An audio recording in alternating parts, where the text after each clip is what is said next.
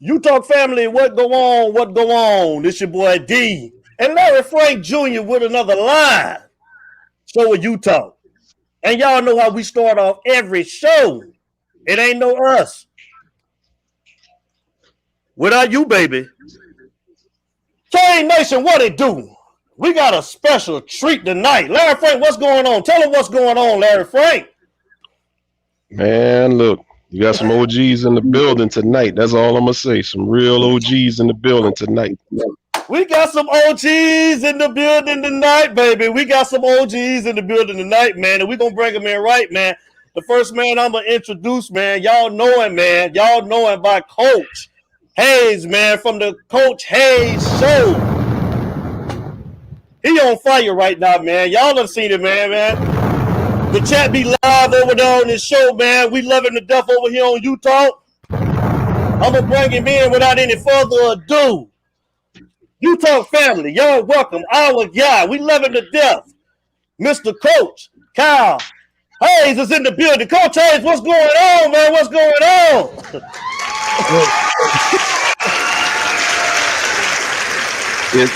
It's not just Mr. Coach Hayes. We're gonna do it like this. It's the Coach Hayes. You know, you got the Ohio State University. It's the Coach Hayes. Yes, sir. Yes, sir. Coach Hayes, what's up? What's going on, big dog?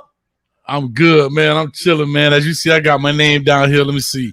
I'm code 15 stacks, man. Big shout out to all the subscribers out there, man. I had a goal last night to hit 15,000 subscribers at midnight, and the boys got me in at 11:59. So we just hit that thing, man. So big shout out to everybody, man. Big shout out to y'all cats, man. Appreciate y'all for having me on, man. Like I say, I just recently found you, cat. Y'all been nothing but a blessing, man, in this process.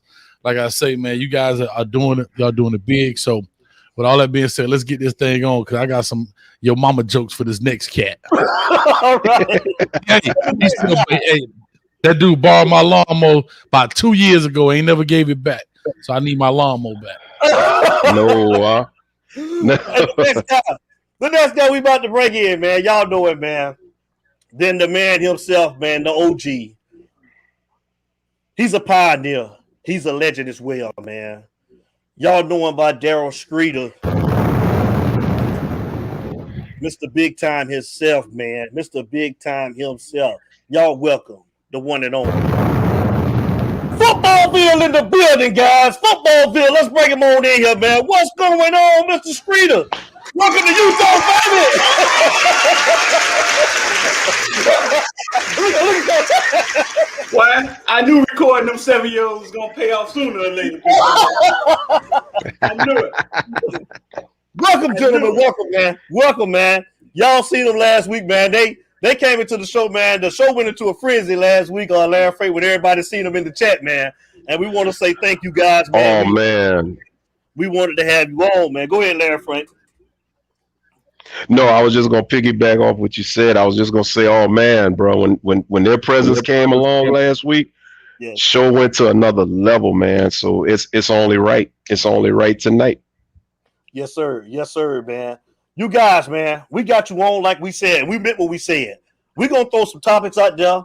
We want to hear from the best that do it. We're gonna sit back and we want to listen and we want to be educated, man. So, man. What did you guys? Let's start it off tonight, man. What did you guys think about the victory over Central Connecticut this past weekend? Either one of you guys can go first. It don't matter. Go ahead, Hayes. Right there, man. Oh man, age before beauty, dog. First of all, I'm kicking this thing off because he talked about my mama. He said my mama. I know you don't Google my mama jokes. I know you got the screen up on the other screen. Nah, boy. He said my mama on his show earlier. He said my mama was so short she could do push-ups under the door. Oh man. I can see him in class taking that. Hey, I told him his mama was so short you can see her shoes on her driver's license picture. Damn. Hey, hold on. Ain't nobody laugh for me, dog? That's all right. I got my own sound effects over here. Watch this. It's all good, man. But go ahead, Street. You got it. We just want the clown have fun with it. Go ahead, Street. You got it. That's what's up. Listen, how the win. I think they needed that win, bro. I think they needed that win. I think they needed to beat somebody up. I'm not an excuse maker. I understand where we stand. But Miami schedule was one of the toughest schedules in the first 3 games. First 2, yeah. Miami had one of the toughest schedules in the country in the first 3 games. And I think they needed that, man. I think they needed to beat up on somebody. I think they needed to feel good about themselves. But it's a short week, boy. You got Virginia coming in. So yeah, I also think getting to see the young players play. I think we kind of held off the transfer portal thing, you know what I'm saying, for a couple more weeks. I think that kind of sets that back, especially the ones that had success, you know what I'm saying? Because that's all it takes. All it takes is you get in, Brashad get a carry, he go to the house. Now he looking at Leonard Taylor like, I scored a touchdown. I ain't transferring with you. You know what I'm saying? You know how that works. I mean, so yeah, man. I think it was much needed. I think it was much needed win. Okay. No, I agree 1,000%. Like, we needed this. You couldn't schedule this no better. Like, so far as the timing, right? Those first 3 games, right? And we even talked about App State. Yeah, we should have beaten them, but even though it's being a tough game, and we're in those kind of games, right, where you still a better opponent, but it's gonna be tough. I'm just kind of taking back to high school. I remember this team right here, North Miami. North Miami was a team, right? For you guys that don't know high school down there, we would play North Miami. They would lose. And he just took the words out of my mouth. Them Haitian cats, let me tell you something. They didn't understand the game of football, but they were so physical. Right. You was lucky you got out there with 2 or 3 dudes that was hurt. So you may put up 53-16, but get what? You done lost 2 or 3 good players. Meaning, them Haitians done banged you up, boy. You know what I mean? You gotta like tread lightly with them cats. So I'm just saying, like, that was that kind of like App State deal. Of course, we know we fighting the Bamas, right? What I wanted to truly see, and I don't want this to sound like no Disney movie where we just competing, but I did want to see them be competitive. You know what I mean? I think that's something we didn't see. Second, App State. Yeah, we fought. We got a little lucky in that game. We won it. Michigan State, it was still close until that last quarter, really, if you want to know the truth. I think optically, I know y'all finna bang my head in the chat, but optically it looked worse than really what it was if you want to really be honest about this from a coaching standpoint. Optically, it just looked bad because I think our expectations of this program is here. And I don't think sometimes we be realistic about certain things. And I think football around the nation is taking a hit, dog. Look who's losing. Texas A&M losing to Arkansas. Who would have said Sam Pittman would be doing what he's doing? Let's be honest. Yeah. Let's be honest. Who would have even said Sam Pittman would have been a candidate for the University of Miami? True. But then you look at Jimbo get slapped. And he got talent. This Sam Pittman first year. He going there already with a signature win. You know what I'm saying? So I think the whole, I mean, look at the ACC as a whole, which wasn't always the strongest conference. But bro, they talking about Wake Forest may take it. Like, I'm just saying, it's all over the place. Look at Clemson this year. You know? So I say all that to say, look at the talent level. Look how things move, things shake. I know Streeter talk about it. I talk about this stuff going cycles, bro. It's up in the air. And I know we on the 5 Manning train. We're going to see what happens. I'm going to tell you this. I looked at the film, and I've been thinking hard about doing a breakdown film by Wednesday. I don't know if I'm going to do it or not, but I really want to do one because even as good as we played, I've seen us still doing some of the same stuff, and it bothered me, bro. Mm-hmm. But do it, dog. Everything ain't about money, man. Dang. If you bring my lawnmower back, I don't have to worry about. I be having a notepad right there when you be breaking down. Hey, said, right. You know what? Because you said that. Matter of fact, do me a favor. If we get them thumbs up in the chat, I'll do it, dog. Y'all bust the chat open for my fellas, man. Y'all bust the chat wide open for my dog right now. You know what I'm saying? I definitely do it on Wednesday. I'll take the hit, man. It is what it is. But you know what I'm saying? But yeah, man, I just say all that to say, you know, we needed that win. We needed to see the young cats. We needed to see quarterback play from these young guys. I think everybody needed that boost. I don't care who you was playing. Sometimes you got to play the school of the deaf and blind just to get that confidence back in you. I'm just being honest. Like, sometimes you got to schedule, because look at it. Alabama be scheduling them cats too. They got to get a physical break, right? They need a physical break in there too, even when you're playing them tough games, as good as they are and as much depth as they have. Who they playing this week? Some poo-poo team. Pull it up right quick. Yeah. I don't know. I haven't looked. They playing Southern Miss. They just played Southern Miss. No, they playing Southern Miss was Saturday. Yeah. Look at this. They first 4 games, 2 of them, they played Miami, Mercer, Alabama, Florida, and then Southern Miss. See, they strategically scheduling them games so people ain't getting hurt. We could get them their legs a rest. That's strategic, dog. That's strategic. Right. What you got? One thing I wanted to ask y'all. Yeah, one thing I wanted to ask, and whoever wants to answer, go first. And Coach, you kind of went into it with, you know, how we needed that victory, the manner in which we got it.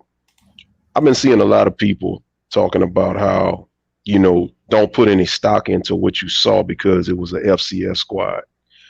I'm looking at it from a different angle. And tell me how y'all feel about this, because this is how I feel. I feel that we absolutely needed to see what we saw the other day, because this is our future. We needed to see the skill set of some of these guys that normally ain't getting no shine because they ain't playing. What are y'all thoughts on just the importance of these young guys being able to showcase their talent, even if it is against inferior competition? Either one. Go ahead, Abe. I think it's important. I'm going to go back to what I was saying with Alabama. Out of a 12-game schedule, when I'm looking at inferior talent, and I'm talking about lower tier, not a bad Power 5 school, but in just inferior talent. They got Mercer, Southern Miss, New Mexico State. Let me see who the other one is. I just saw one. That's 3 teams strategically placed within the schedule. Mercer's the 2nd game. Southern Miss is the 4th game. New Mexico State is the 9th game of the season.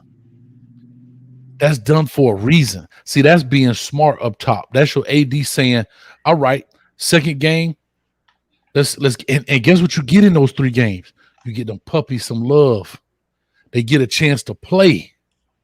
You see what I'm saying? They get a chance to get out there. So when that little dog grow up and get off the porch, he ain't that little. He done been in 3 games, whether they were lesser talent, he's been out there. Now, when you go to play let's say they go play let's say Tennessee, for example, and they start mopping them up. They get the little puppies back out there again. Maybe the 4th quarter, maybe mop-up duty, but they out there. You know what I mean? Versus our schedule. Bruh, our schedule, we go straight up. We got 1 game. We go Alabama, App State, Michigan State, Central State, mop-up, Virginia, North Carolina State, Pitt, Georgia Tech, Florida State, Virginia Tech, Duke. That's why they little puppies are better, because they get in the fight early. And that's how I look at it in that sense. So hopefully did that answer your question, Frank? If I'm not. Absolutely. Yeah, no doubt. Yeah, so that's how I look at it, man. Like, that's being smart. You know what I mean? It ain't about playing the toughest talent every week in and week out. It's about getting to them last games, and you can survive the battle. You know what I mean? Okay. Big homie. Right. It's on you, Screeder. What was the question again, man? Give me the question again. Man, he's drunk, man. Wow. Shoot me the question again. What was the question again? Is it important to play deep in thought. House of the Blind? Is it important to play House of the Blind? That was the question. What was the question, Frank? Well, not necessarily is it important, but the importance of being able to see the skill set of these young players against a team like Bishop Sycamore. Bishop Sycamore has some ballers out there, man. Y'all see him on the sideline? Bishop Sycamore has some ballers out there. I don't know how old they were, but it was some stars out there, dog. It was stars. You know what I'm saying? I think I always said this is what I always said. You know what I'm saying? I evaluate talent the way I evaluate it. I can't break it down. I can't talk about it like Hayes, but I could see it, and I tell people that all the time. I could see it, and I tell you what I see. I never. Okay, when I could watch a kid play and he's playing against nobody, right? But I could still see if he could play. And a lot of people say, nah, man, you got to see him in a dogfight, yada, yada, yada. And I be like, nah, like, listen, if you Mike Tyson when you fight Ken, and you Mike Tyson when you fight George Foreman, you should be able to see it. Once you're in fast, you know what I'm saying? You should be able to see it. I think Lashley said it best today. Lashley was like, even if you run against air, you have to do things right. You know what I'm saying? You have to run plays right. You have to do the technique right. Like, you have to do them right. And that's something that kind of summed it up right there. Like, we're trying to accomplish something. We're implementing 100 things. Let's see if we can execute them, even if nobody's in front of us. Like I tell people all the time, I was in the stadium. I was in the stadium when we used to have dog fights with Bethune, because our execution was just horrible.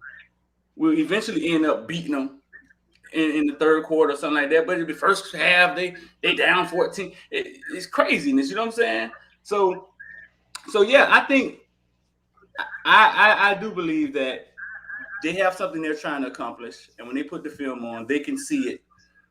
They can actually see what they're trying to accomplish. Like, for instance, Thad. I have been saying, listen, Thad may not be a great practice player. That's how Cody Brown comes in and jump over him. You know what I'm saying? He may not be the one that's gonna push it in practice, especially if he knows there's a chance he may not play. You understand? Right. Cody Brown jumps over him. I tweeted that out. Everybody was like, well, he moved up in the depth chart over who? And I didn't say nothing. So we see Cody Brown gets in first. Cody Brown plays decent, back from Georgia. Then you put Thad in the game. You can see the difference. You can see who has the most talent. You can see it. Who has the most talent. So that's what I'm saying. You can actually see who has the most talent. Well, I don't care if it was nobody out there or Soda Cans, a House of the Blind, Sisters of the Poor. You could see that, but Thad problem is something else. We see Thad in practice sometimes. I mean, getting pass blocking, kind of struggling. You know what I'm saying? But yeah, you put him in a game, and he gonna do what he do. I don't know how far that's gonna take him if he can keep operating like that. You know what I'm saying? But yeah. So yeah, to answer your question, yeah, I think you can see this skill set. I definitely think you can see this skill set. I mean, listening to fans, it's like, man, don't even play the game, man. Just this game don't count. I mean, all right. Yeah, I look at I'm with you, Street, 1,000%, man. That I said this in our pregame show. It's not the fact that we win the game, it's how we win the game, right? Are we still honing on the little things that were wrong? And this is why, as I looked at that game again, I want to talk about it, because I have to say this, Coach Manny Diaz, I'm so disappointed, dog. This is my third week in a row, my fourth week in a row now, talking about us zone blitzing against a nub tight end, and we still dropping the defensive end to nobody. It's no receiver over here, dog. It is no receiver over here. And we're zone blitzing. For those that don't know what that is, where you bring two outside guys, you may bring in the striker in the mic, or it may be a safety, but it's two guys coming, and you drop a defensive end to fill a void in the pass game. The problem is number 99. I forget his number. He was down the list a little bit. But that is not a fourth defensive end I've seen doing that. That is not a mistake. That is being taught because 4 different people doing the same thing is being taught. Right. It's not the same dude over and over. I seen McLeod do it. I seen Jafari Harvey do it. I seen 99 do it. I seen 33 do it. That means it's being taught. And I also said in the game, communication. Y'all go watch the pregame. Right. Our communication is terrible. You don't see the guys pointing. Football players talk with their hands. Right? You don't never say, hey, I got my hands on my hip. Hey, you got number 12. You know what you do? Hey, you got 12. You got 12. They point and they talk with their hands. When you don't see guys pointing and talk with their hand, there's 2 things that's happening. Either there's no communication, meaning like it's not part of the plan, or it's so difficult that I'm not going to say nothing because I don't want to be the one that say, hey, I told him to do that. That's what people don't realize. But sometimes we can make stuff. We want that guru patch so bad as a coach. We screw the players up, dog. Because when you go to the clinic, you could Nick Saban. I rip Liz match right here on Rip Liz match. Bro, I could go right now and show y'all all that guru talk Nick Saban talking. I'm not saying he's lying. What he's coaching is 100% right. But he ain't even doing his own crap on the field because it's too complicated. See, that sounds good, right? If I came here right now, all right, so what we're going to do right here, fellas, we're going to jet set this piece right here. What we do is when we see this, we're going to hip flip. Once we hip flip this right here, we take our eyes to the right, then we look at the guard. If the guard's pinky toe twinkle, then we're going to step forward. But if his left ankle shake, then we're going to back up. Now we go back. Man, you had them high school coaches wild out. Boy, I'm finna go in high school and run that same Rip Liz match, and your air get blown off the court, off the field because you made it too hard. Y'all get what I'm saying? Yeah, so when coaches talk, I'm gonna give you a prime example. I was showing Streeter this video. I got a video on my thing right now. It's called Are you coaching football or physics? I'm sure most of them saw it. That first part. No, they've never seen it. That intro. They probably seen it before. Mm-hmm. But it's called Are you coaching football or physics? And it's with John Gruden, because you know he like to get that love. YX banana strapped out, all that stuff. And boy, people be falling in love with it. Right. But go watch that video on my thing. Just type in coaching football or physics. You'll see it come up. I was just talking about how to make plays simple. But that first intro was with John Gruden when he was talking to what's my man name? Sims? What's Sims' son name? Yeah. It was from from Hard Knocks. Chris Sims from Texas. Yeah, Chris Sims from Tennessee. Yeah, the clip from Hard Knocks. I mean, I would never forget it because it was hilarious to me when I first saw it. Yeah, so he's telling Chris Sims 53 excellent, blah blah blah blah. This the quarterback, dog, and he can't get the play. Right. He is the quarterback, and he said. So John Gruden is saying with all these numbers and all this stuff and all this new. Now, mind you, NFL, they don't do nothing. Ain't no class, nothing. It's football all day long. And you the quarterback and can't get it. He out there, YX 56 time. What is it, coach? It was getting mad. Bro, they did it. It went back and forth like 5 or 6 times. Please go watch the clip. No, just watch the intro. Look at Josh comment in the comments, man. What'd he say? Hey, you know why I got good credit? You right, I got good credit. I tell y'all straight up, I got over 800 credit score. You right, I got good credit because I pay attention to details. Keep it going, coach. Keep it going. Nah, but I'm just going in right now because what I'm trying to say is we want to have these guru patches as coaches, but at the end of the day, this is a results world. This is a results game.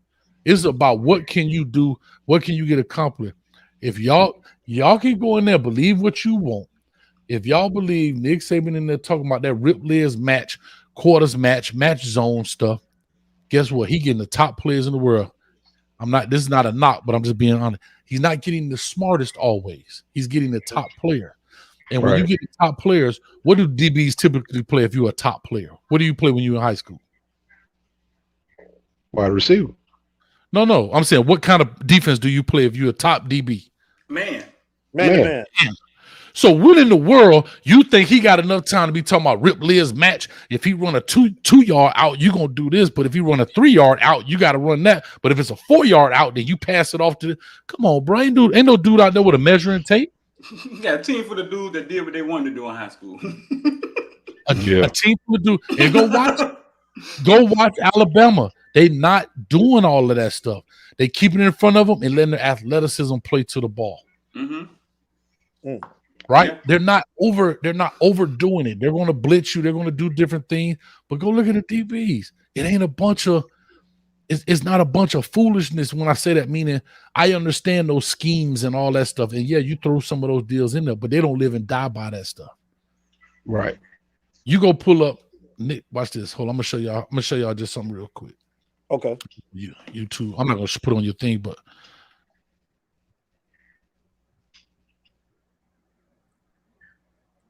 how people sell stuff, bro. Nick Saban's Rip Lear's match defense got 96,000 views. Nick Saban's split safety coverage 136,000 views. And he ain't running none of that stuff. Wow. I'm just talking about, go look at it on the field. You go watch this video that he has, and then go watch the game Saturday and see if they're doing the same thing. Right. Now, he did some with the Dolphins because they got all day. They don't have that much time, guys in college. Believe it or not. Like, that's all I'm saying. I'm not saying it doesn't work, and I'm not saying that defense doesn't work, but I'm talking about it can be so complicated that you outcoach yourself to a loss. Meaning, hey, bro, what you do well, dog? You know, you cover man well? All right, cover him. That's how I look at it. That's what's up. If y'all just wanted to show, man, we got Coach Hayes and we got football via Daryl Streeter. It's Utah, baby. And I told y'all, man, they're going to be here tonight, man. So listen, man, I'm jumping in the chat. They got some questions for you guys. I'm going to go to Danielle Carroll. Either one of you guys can answer it first. He's asking how much fault does the administration has to take blame for this failure? For Randy, Al Golden, and Manny. Either one of you guys can go first. I believe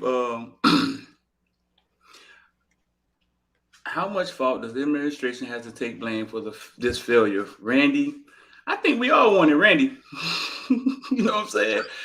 I've talked about this ad nauseum on my channel. Even today, did anybody see Manny Diaz reply to Kirk Herbstreit today? I didn't see it in full. I just know that he defended the administration. So a lot of times on my channel Mondays, I do press conferences because we had the credentials. So I do the press conferences live. So if you're in there, you can watch them live. Manny came on Hayes. Manny was pissed off. He would have had a gun. Manny would have been waving his gun. Manny was like, put that Kirk Herbstreit. No, he was mad, fool. Listen, he was pissed off.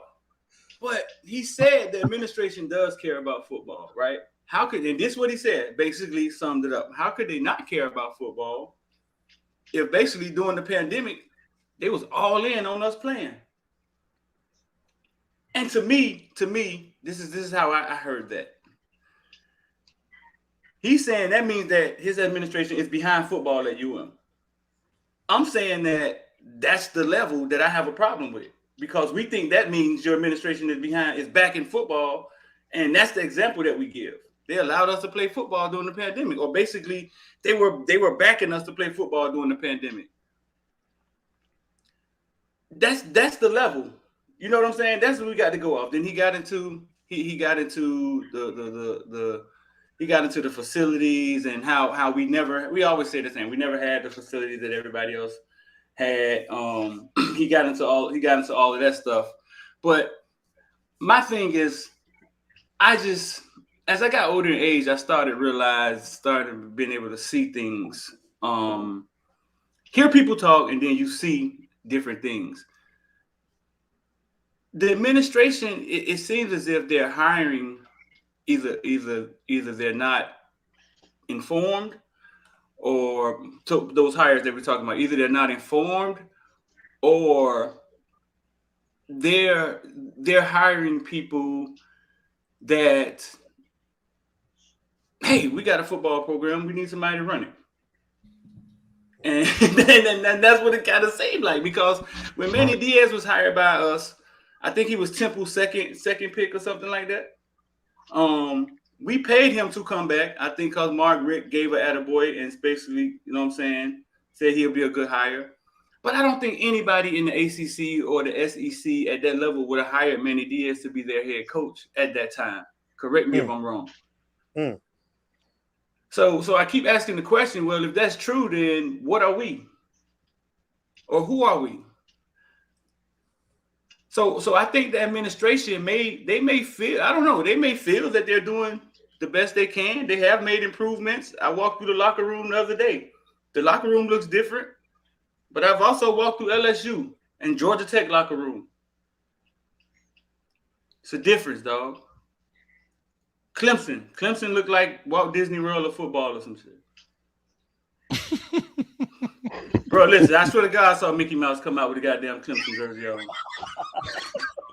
Motherfucking Goofy, Daffy, motherfucking Space Mountain, they had all that shit. Listen, dog. And that's what I'm saying. That's what we're up against when it comes to people who care about football. To some schools, football is everything. You feel me?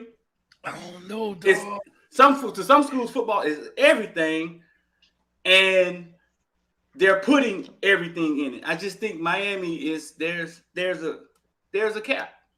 So Mario Cristobal sat down and applied for the job.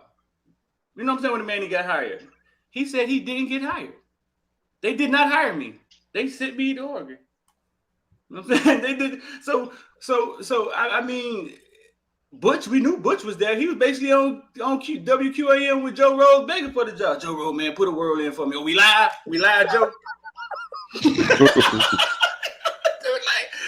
still didn't hire him, dog. So right. Yeah, so I don't understand. So yeah, I think it's the administration fault. I mean, I don't know what the reasoning is. When they brought Vilma and them guys in, they got close with Mark Richt, but they even hired an old Mark Richt. So yeah, it's on the administration. I think it is. I totally agree. Yeah. So it's a bunch to unpack with that question. It really is. No, I'm being honest. When I say a bunch to unpack, like this could be a 4-hour conversation. No, I'm dead serious, because I'm gonna start off and say this: administration is vital and key to the success of any football program, from Pop Warner, high school, junior college, Division III. You know what I mean? I'm just trying to say, at every level, it is vital. Here's my flip to this. There are some things that I think that fan base is not looking at from that side. We do not, how do I say this? Let me go from the side of the administration piece of it. We talk about money. We make a comparison to Miami to LSU. We can't. Financially, we can't. We cannot compare to what they bring to the table. I talked about this on my last show, not the post game, but the pregame. Texas made $200 million. They made $100 million profit after they took care of all the other sports. The University of Miami made $30 million, and we spent $25.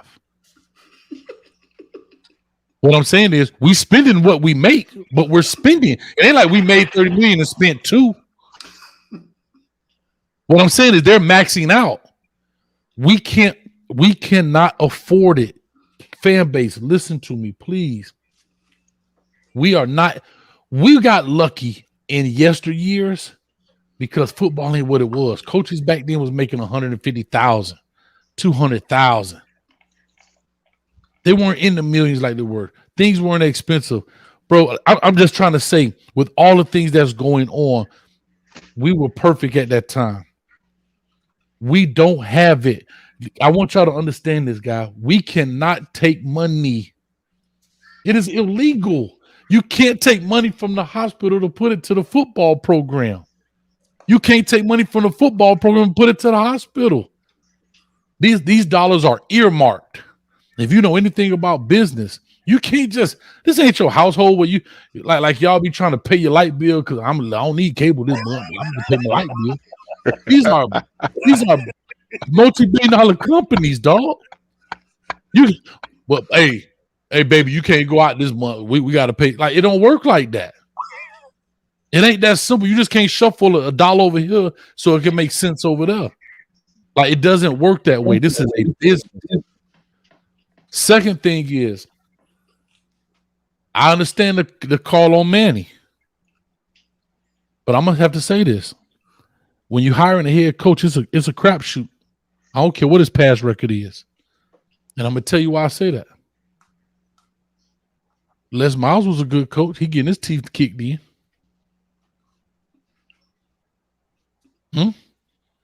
Everybody talk about Manny. Everybody talking about Mario Cristobal. Got fired from FIU, going 3-9, 1-11. I'm just saying. And if you look at him now at Oregon, beat Fresno State by 7. It was a little funny there. And he the best team in the West. Got all the resources he need. I'm just trying to say that sometimes it's a crapshoot. And I'm gonna say this about Manny Diaz.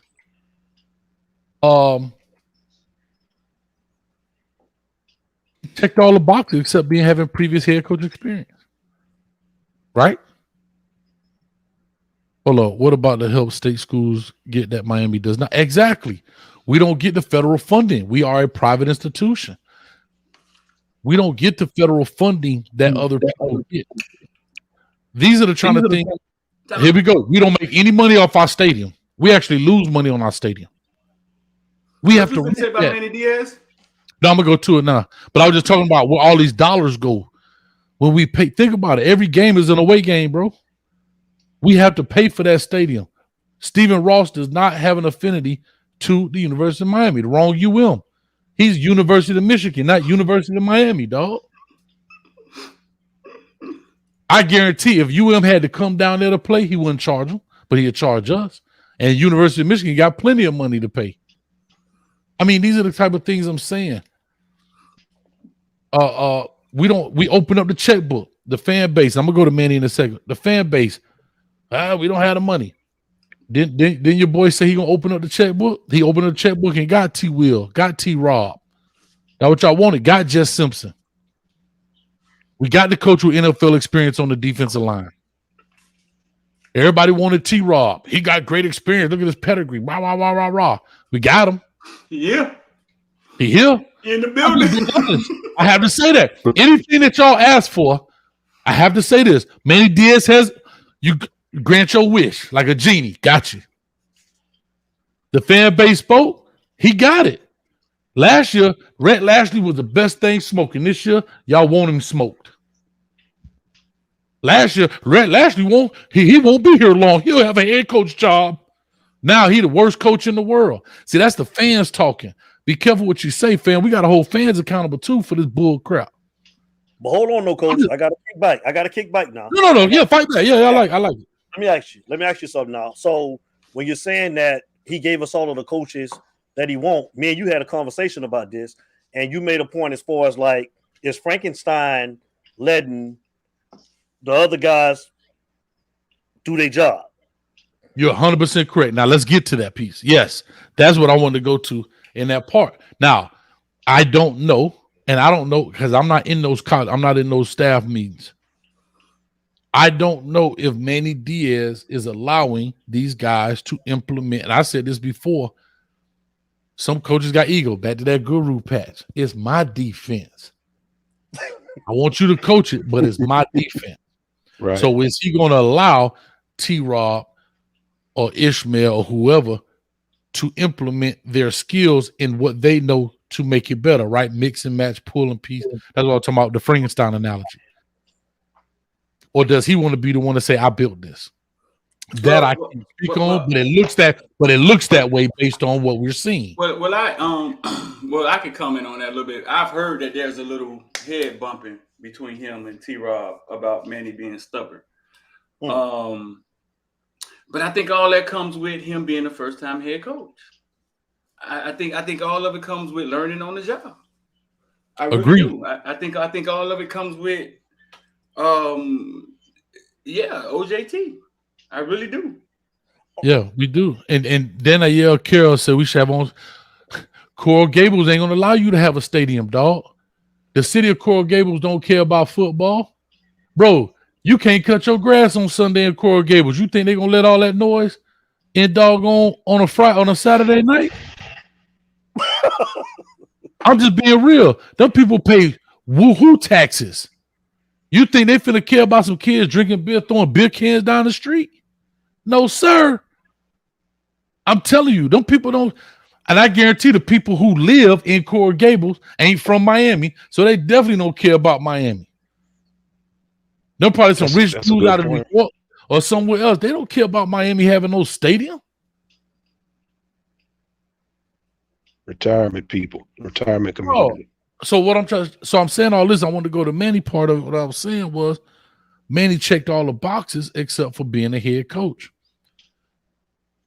So my flip to that is Arkansas hired Sam Pittman. He checks all the boxes. Older dude. Ain't never been a head coach that I know of. And look what he's doing. And that's just how I look at it. I'm just trying to see if he ever been a head coach anywhere prior to this. But Coach, no, go ahead, Larry. Go ahead. Yeah. I just wanted to ask Coach right quick. But he has been. He has been? Okay, all right. Should people be putting that much stock into what Sam Pittman is doing right now? Because he's having a good season right now, but who's to say that he can keep that up? See, that's the thing that really gets me about a lot of these, I hate to say it, but these fly-by-night coaches. They get hyped up off of a good season. See, that's how Al Golden was. Al Golden had a 9-4 record, but he was hired with a 27-34 overall record. Basically, you look at the 9-4 season that he had, so he was seen as a guy with coaching experience. Mm-hmm. You bring him in off of, I don't know. You just feel like he can do something for you without the proof that he can do it consistently. That's the problem that I have. Just like with Mark Richt. I love Mark Richt. He's a Miami guy. But Mark Richt, in my opinion, was past his prime when he got hired. And I still say Mark Richt was just a knee-jerk reaction because we detailed a couple of weeks ago, since 2001, the 5 coaches that you didn't have. Okay? You had Coker, who the players wanted. No coaching search when they got him. Then you had Randy. No coaching search. Then you had Al Golden. Not a real big coaching search, but that's who you got. Then you had Rick, who had just got fired from Georgia. The timing of Rick was, I guess, an established coach coming off of what happened with the Al Golden debacle. And now Manny, with no coaching search. So 3 of your last 5 coaches were not head coaches. 2 of the ones that had coaching experience, only one of them coached at a major conference and at a major school. And I don't know. Could it be that maybe they're looking at what happened with Jimmy Johnson back in the day? You struck gold with Jimmy Johnson because Jimmy Johnson was relatively unknown. It just so happened it worked. It worked. It worked. Where Jimmy Johnson came from, though? Oklahoma State, right? Yeah, Oklahoma State. Yeah. I mean, it's so, like, for example, right? You look at cats like Sean McVay. He got his first coaching job. Like, you see what I'm saying? Like, you never know how this deal gonna work out. Like, it's so funny, man, because there's so many different levels to football. That's why I love it. It ain't a one-man gig. It's having the right assistants. It's having this. And I go back to Sam Pittman. I'm sorry, because I want to say this. I was looking at his record. He was 7-7 overall college record. I don't know why that is, but I don't see where he was a previous coach except at JUCO. He was a head coach in JUCO. But anyhow, they talking about some high school. So no, he hasn't been to high school. He has not been a college head coach. Can he sustain it? I don't know. I don't know. We don't know until we know that. But yeah, you're right. You get a guy with a good record. But can I be honest? I'm gonna go back to this. We got guys I thought we could afford, and we thought they could turn it into something. I think they had to get guys they could afford. They could afford Randy because he had an affinity to UM. Larry Coker was an easy pick. Oh, you want somebody already on the staff? We ain't got to go nowhere. Yeah, it was easy picks. The players wanted them. It's almost like, how do I go against it and it don't work out and the players love it and this guy was on the previous staff? Like, that's hard to go against as administration. The players love you. This coach dips on you, right? Fine, I get it. You got the players in place. You heard him on the U documentary. Just don't mess it up, Coker. We got this. Don't mess it up. And he didn't until those guys left. And Larry Coker messed up the program because he didn't understand the value of the internet. He didn't understand the turn of the century. Right. He didn't understand how this thing was going to turn from a recruiting standpoint. And he thought people was going to come here just because this was the U. It didn't work out like that. You get Randy Shannon. I've always said this about Randy Shannon. Randy Shannon's biggest problem was he believed the university. He did what they asked him to. Clean up the program, graduate the guys. He did that. But people want to win. It's hard to do all. If you clean up the university, you clean up program, you put people off.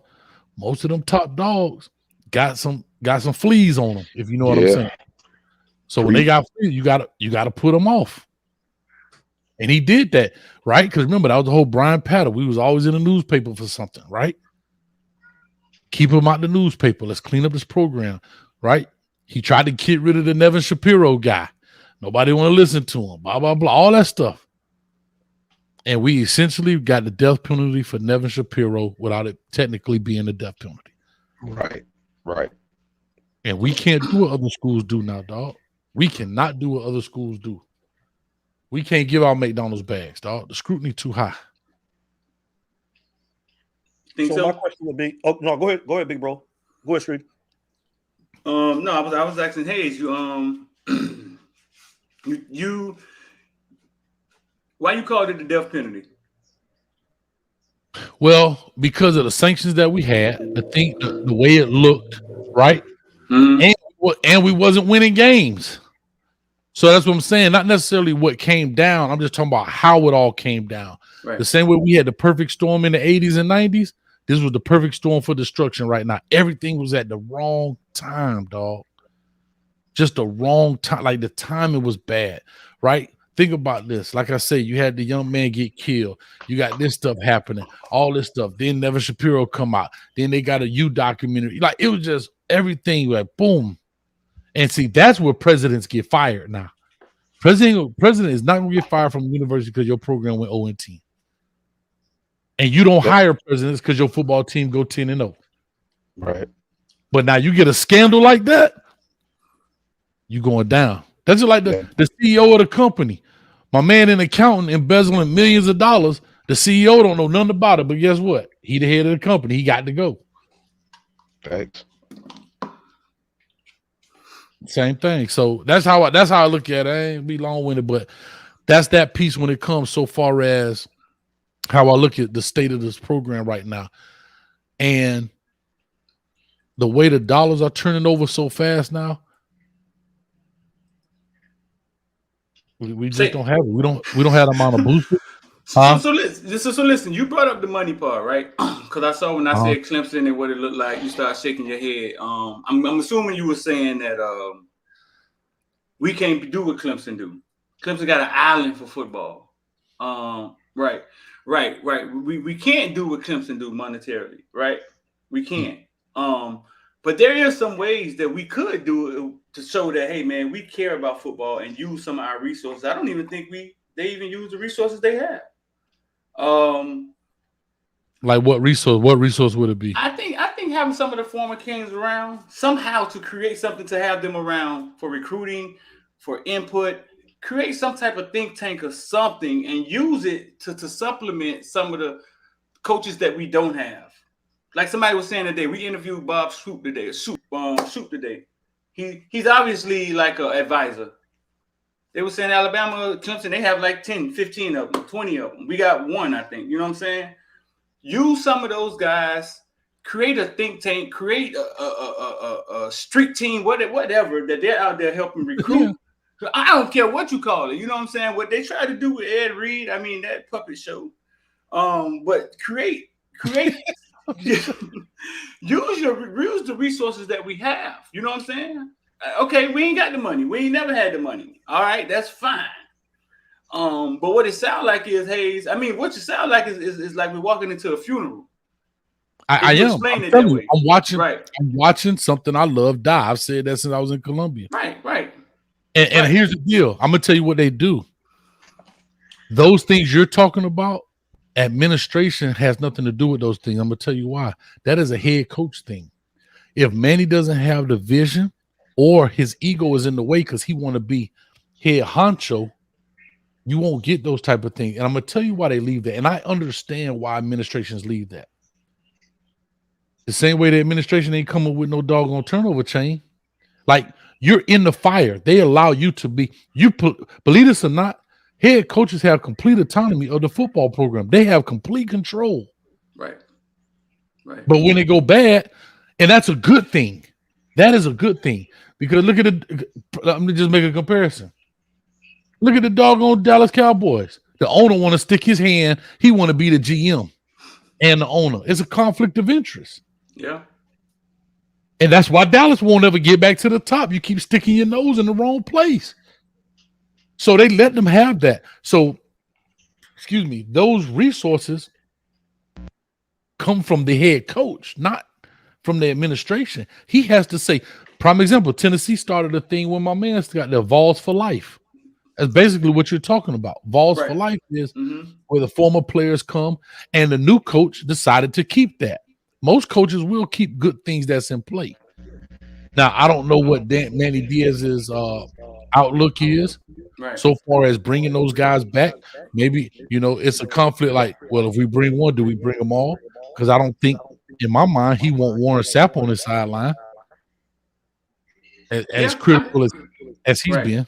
But I mean, yeah, I've seen Sapp on the sideline, but Manny the coach, I've seen Sapp on the sideline.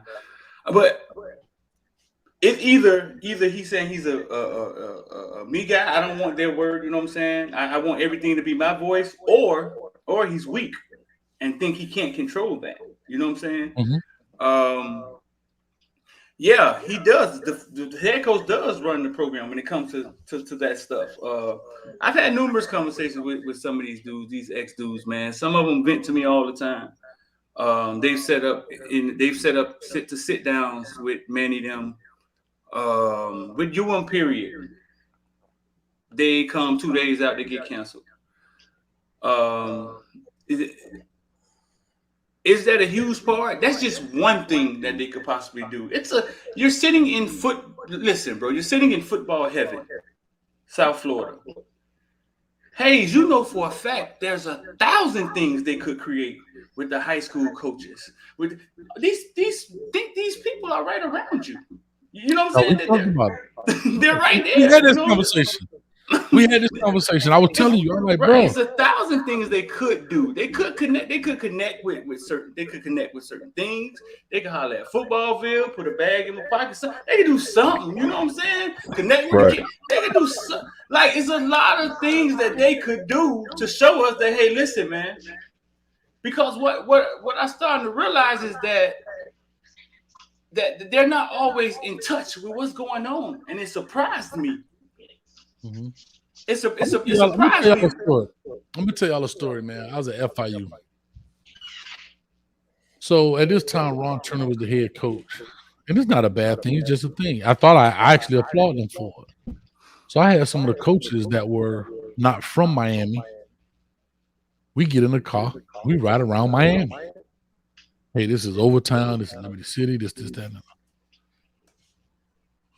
But I'm going to tell you one thing I saw that happen. I'm going to leave people nameless, but I'm going to talk about one guy. Everybody know Mama Lucy's, right? Everybody know Jack from Mama Lucy's. I did not know he was an alumni of FIU. So we get ready to do this barbecue and I'm like, hey guys, and remember, I'm a young dude on the block now. Hey, Jack know all these players. If y'all ever been to Mama Lucy, he got a number of football pictures up all inside that deal, right? All college football players. And I'm like, Jack went to FIU. I'm going to sit up in there. When I order my team meals, guess who I'm ordering from? Jack, right? Like, these are the type of things you got to work. That's what you're talking about. Right. Now you got the street to the ear. Same thing when I came up here. I came to Orlando. I didn't know nobody. I had a U-Haul and a dream. That's it. Because the first two places I went to, the barbecue pit. Nah, I got that before I left. I went to the barbershop. Hey, I went by there, but that thing was like player clubs, spear burns and stab wounds, boy. Big shout out to POs in the building. But no, but on the real, I went to the barbecue pit and I went to the barbershop. I cut my own hair. That day I got a haircut. Cause we're gonna chop it up in here. Guess who I found out on one of the best barbecue spots in Orlando? Guess who I found out who granddaddy that was? Jaquez Patrick. Remember when the Florida State running back? See, that's what I'm saying. You got to know how to meet with the people. You got to know how to talk with the people. These are the things when you got to get in the community. If you're not from there, you got to embed yourself in the community. And that's how people get to know who you are. Hey, man, how you doing, man? I'm the new head coach over here, blah, blah, blah. Yeah, man, so where the ball players at, bro? Where I got to go? Right. People will embrace that because they want to help the kid. You got to build those relationships. Just because you – if I got a head coach job today, I got to go out there and beat the bushes, dog. Now, there's certain rules I can't break, but there are certain things I can do. Got to sacrifice. I'm just saying, if you want to do those things, like you said, there's other ways to get a lot of things done that don't cost a lot of money. I totally understand. Yeah, it is. I mean, I don't know, but that would have to come with experience, though. You know. Hell, I ain't been no head coach in college. I got that experience. I'm just saying, that's being innovative, dog. I'm just saying, that's being innovative. That's being outside the box thinker, dog. Like, and think about it, they got way more resources than us. Right. They got student assistant, GAs, analysts, quality control, this, that, and the other. Yeah. They got people that do anything for them. Exactly. Mm-hmm. Come on, man. Like, you got to think outside the box. You gotta get this thing rolling. And the way you, like you said, the way I described it, you're 100% right, bro. Like, I see something. I see something I love dying, dog. I told you we're gonna become SMU. Yeah. That's how I look at it. Yeah. I always tell you when I became the media, I was always a fan. All my life I was a fan. When I became the media, all of a sudden I had a third eye. Like I was able to see University of Miami that's been losing for 5 years, 6 years. When I was a fan, I couldn't see it. It's almost like looking at your kid and you're like, man, put my son in the game. I know he could play. I know he'll score a touchdown. It's like you're blinded because it's your son. You know what I'm saying? But when I became the media, I was able to see, and I started saying stuff like, man, we San Diego State. And people would think I was crazy, you know what I'm saying? But I would see kids go to visits, come back from Duke. They're like, man, Duke DBs had me in the weight room, man. They were clowning you and, you know what I'm saying? Saying you and wide receivers were soft.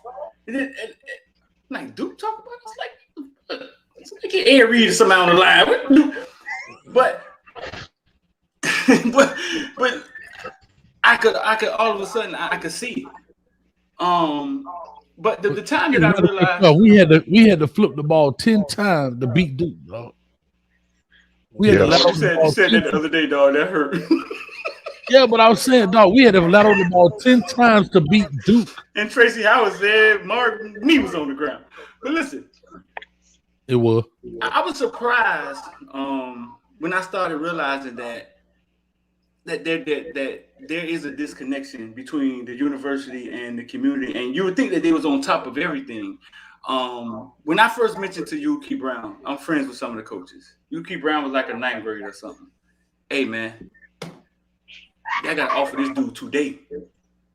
He was like a 9th grader, 10th grader, just turned Fred to Gulliver. He had just got to Gulliver, coming from Northwestern, played JV. He ain't like it, you know what I'm saying? They tried to keep him, give him a fake family offer. He left and went to Gulliver. He's at Gulliver now. So I'm telling you, y'all have to offer this dude today. Like now.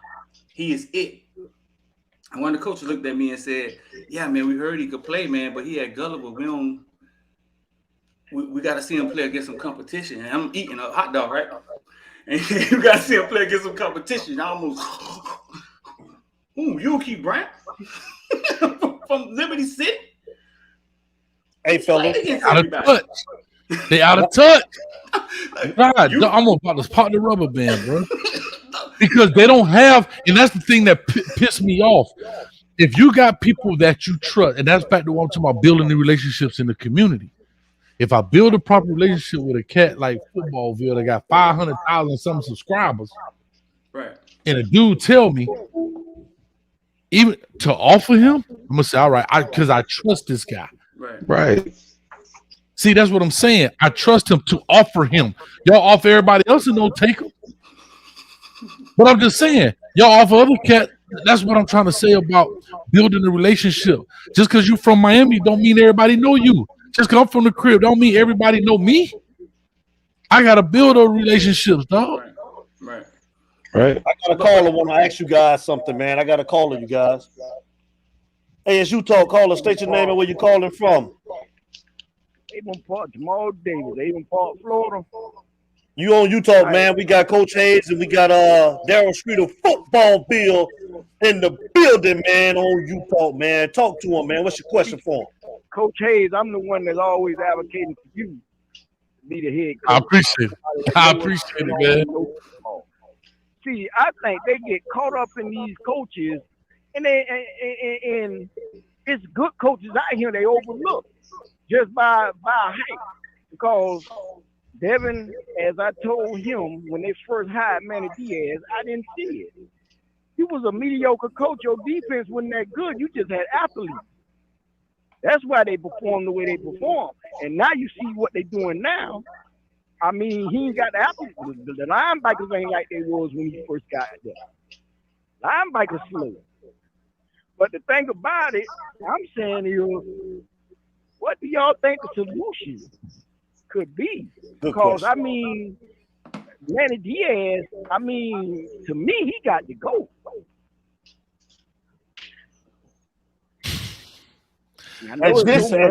This is what I've been wanting to hear both of these guys. Either one.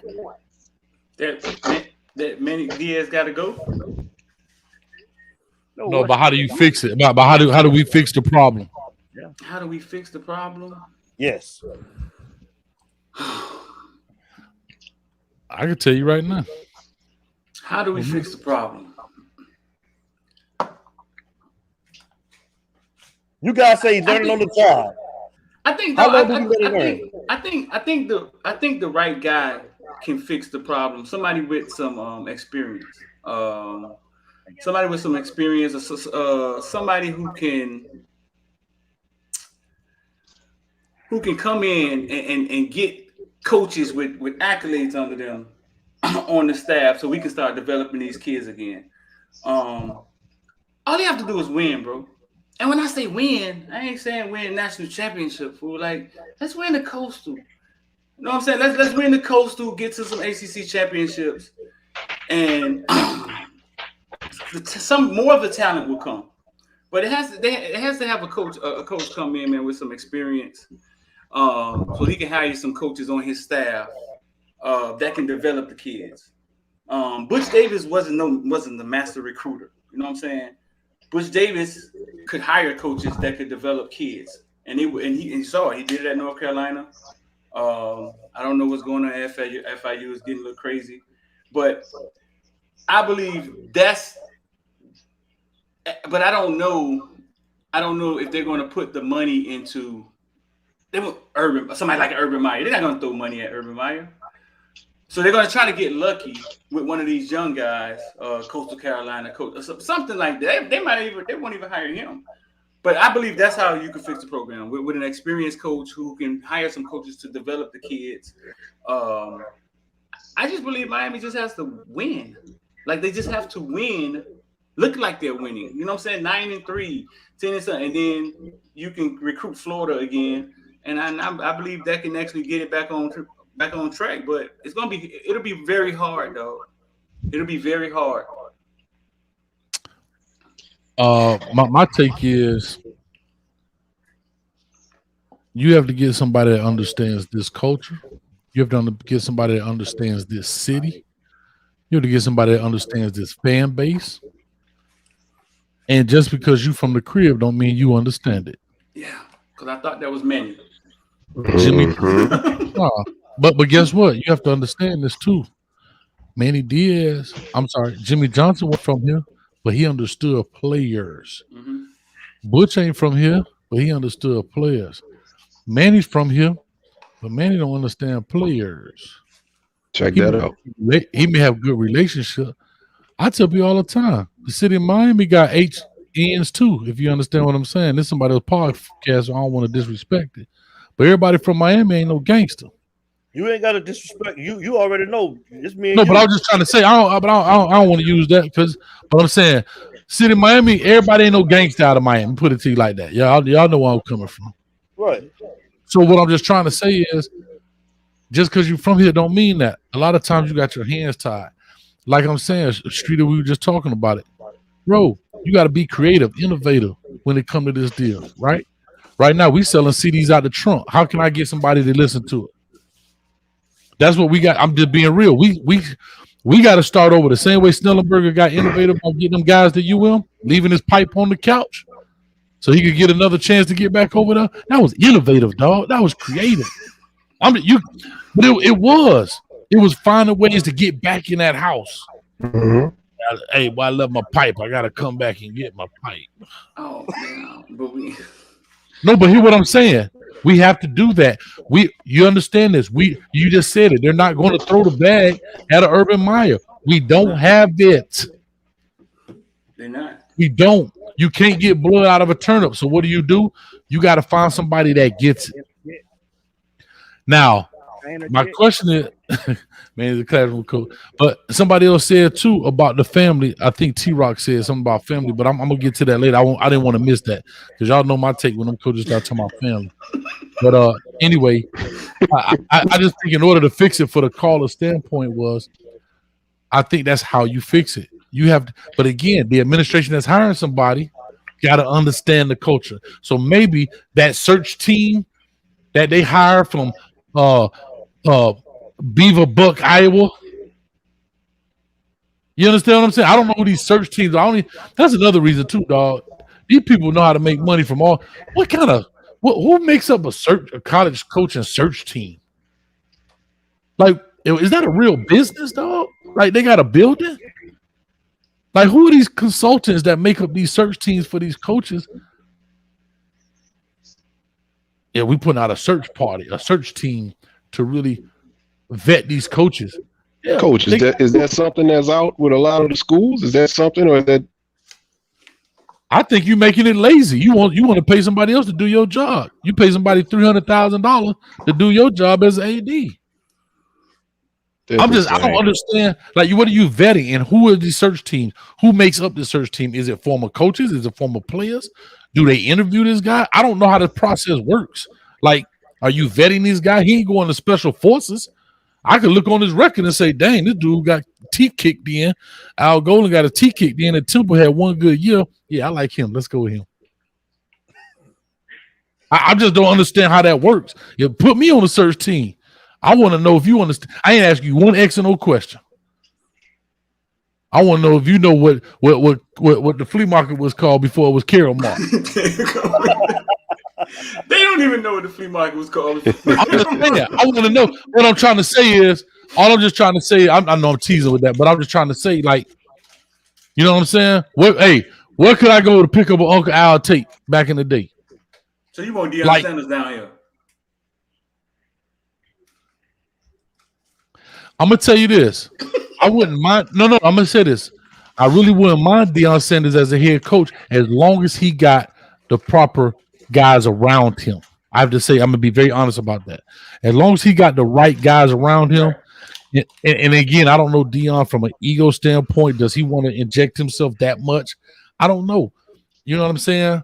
Because at the end of the day, head coaches, unless they just real egotistical, dog, the last thing they do is coach football. Yeah, that's the last thing you do is coach football. All you doing is putting out fires, shaking hands, and kissing babies, dog. Right. Hold on, Coach Jamal. Did Coach Hayes answer your question? And Streeter? Yes, they answered the question, but I would like to add to my keys to turning around the program would be one, hire someone that know the area. Two, hire somebody that really care about football and is going to bring the right people in. Three, I mean, you could find somebody. I know they keep saying there's no money. You could find somebody to come coach for, I mean, a third of what he's making, a fourth of what he's making. Somebody that really cares about the program and want to see the program come back to what it was. I believe. All right, Jamal. All right, man. We appreciate the call, man. Appreciate it, man. Thank you for calling in. All righty. Thanks, man. Appreciate you. Yeah, I don't know nobody gonna take no third or quarter of the money. I would. I know I do it for what he making now. Y'all ain't gonna get that cat. I'm just saying. You know what I mean? Because one of the questions I think T-Rock put up there was, I don't know if you can find it for me, D, was back up there about is it a family atmosphere or something? Okay. Here we go. What does it mean? What does it mean when the university says a family atmosphere got? T-Rock knew what you was finna say. Yeah, he know what I'm finna say. T-Rock called in my show. Yeah, I already knew what you were finna say. Go tell me it's a family atmosphere. Peace, we out. Ask your boy right there from Ohio State. They sure kicked him off the team. Get what he come on? It's a family atmosphere. I feel like home. Bro, these coaches be out on you, dog. Like, just be real. I'm not saying you don't build relationships with coaches in your time in college. That's not what I'm saying. But when them coaches sit in that living room, I'm going to take care of your son like he my own. But as parents and our parents, if you understand what I'm saying, guess what?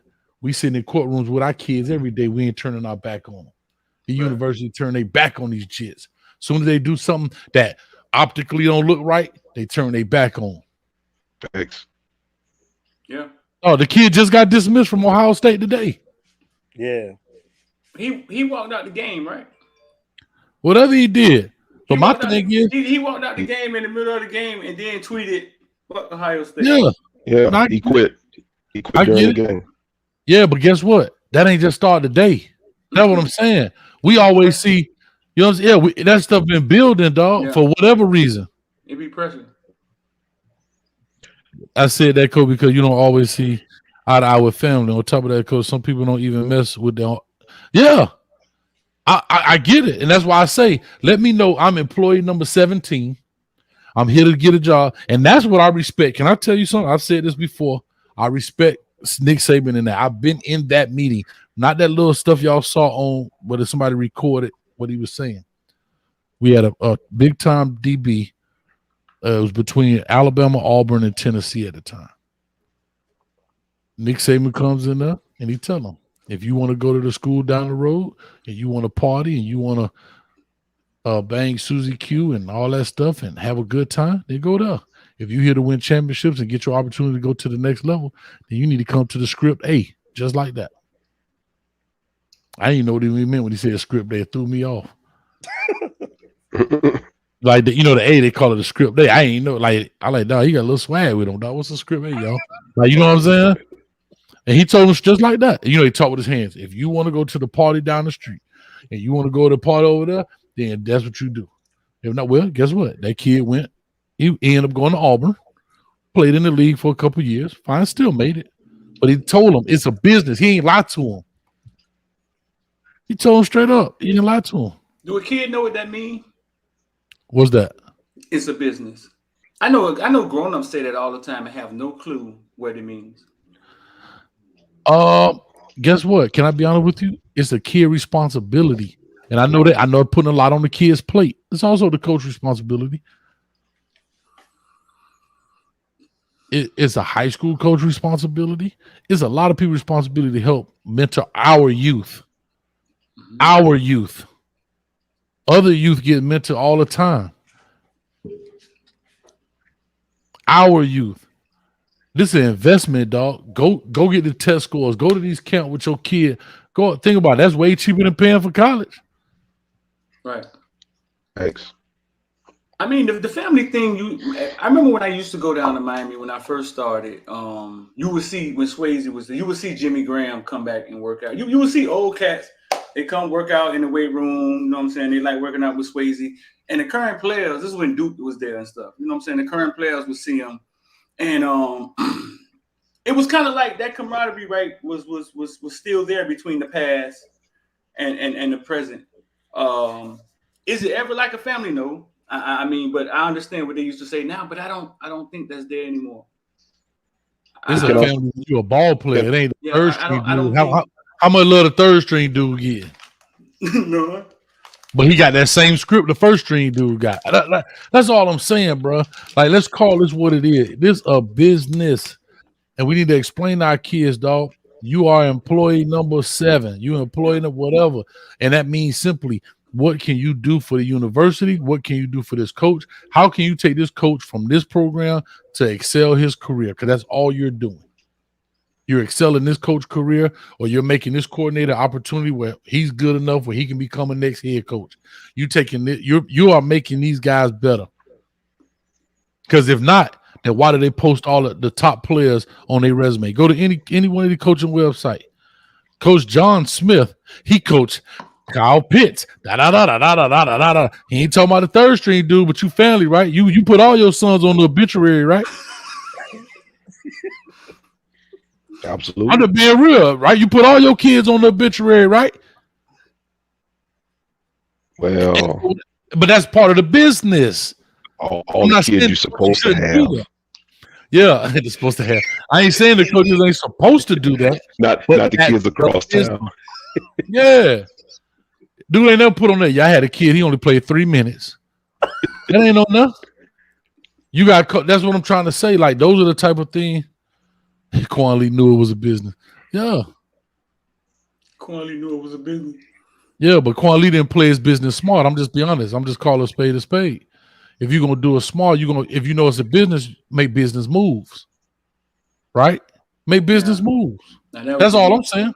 Yeah, he's a kid. He's emotional. He a kid. That's what I'm saying. Where is his foundation? Right. Where is his grown up? Where is his coach? I had just met him when he left. After he decommitted, I was like, "You good?" And I talked to him. You remember I talked to him? Yeah. And he was like, he had the time of his life in Miami. He said, "Man, I had the time of my life down in Miami. Made me I wanted to commit." But when I got back to Gainesville, sitting in my house, I'm like, I could do this 5 more times, 6 more times in different places. I done made a mistake. So at the end of the day, he probably did want his first girlfriend. You know what I'm saying? But he had to go off, you know what I'm saying, to college and break up with her. And to the fans, it looked like he was playing. But believe me, man, that man left Miami. That man was like, man, I had the time of my life, man. That's why I committed. Coach, I used to tell this to our players, and I actually got this from Coach Dunn. He used to tell us all the time, Coach, none of my players can commit unless their family is present. I never allowed a player to commit. I used to tell their coaches that. I said, Coach, he come on that visit, Coach. You can ask him, and if he commit, we ain't holding it because he having a time of his life.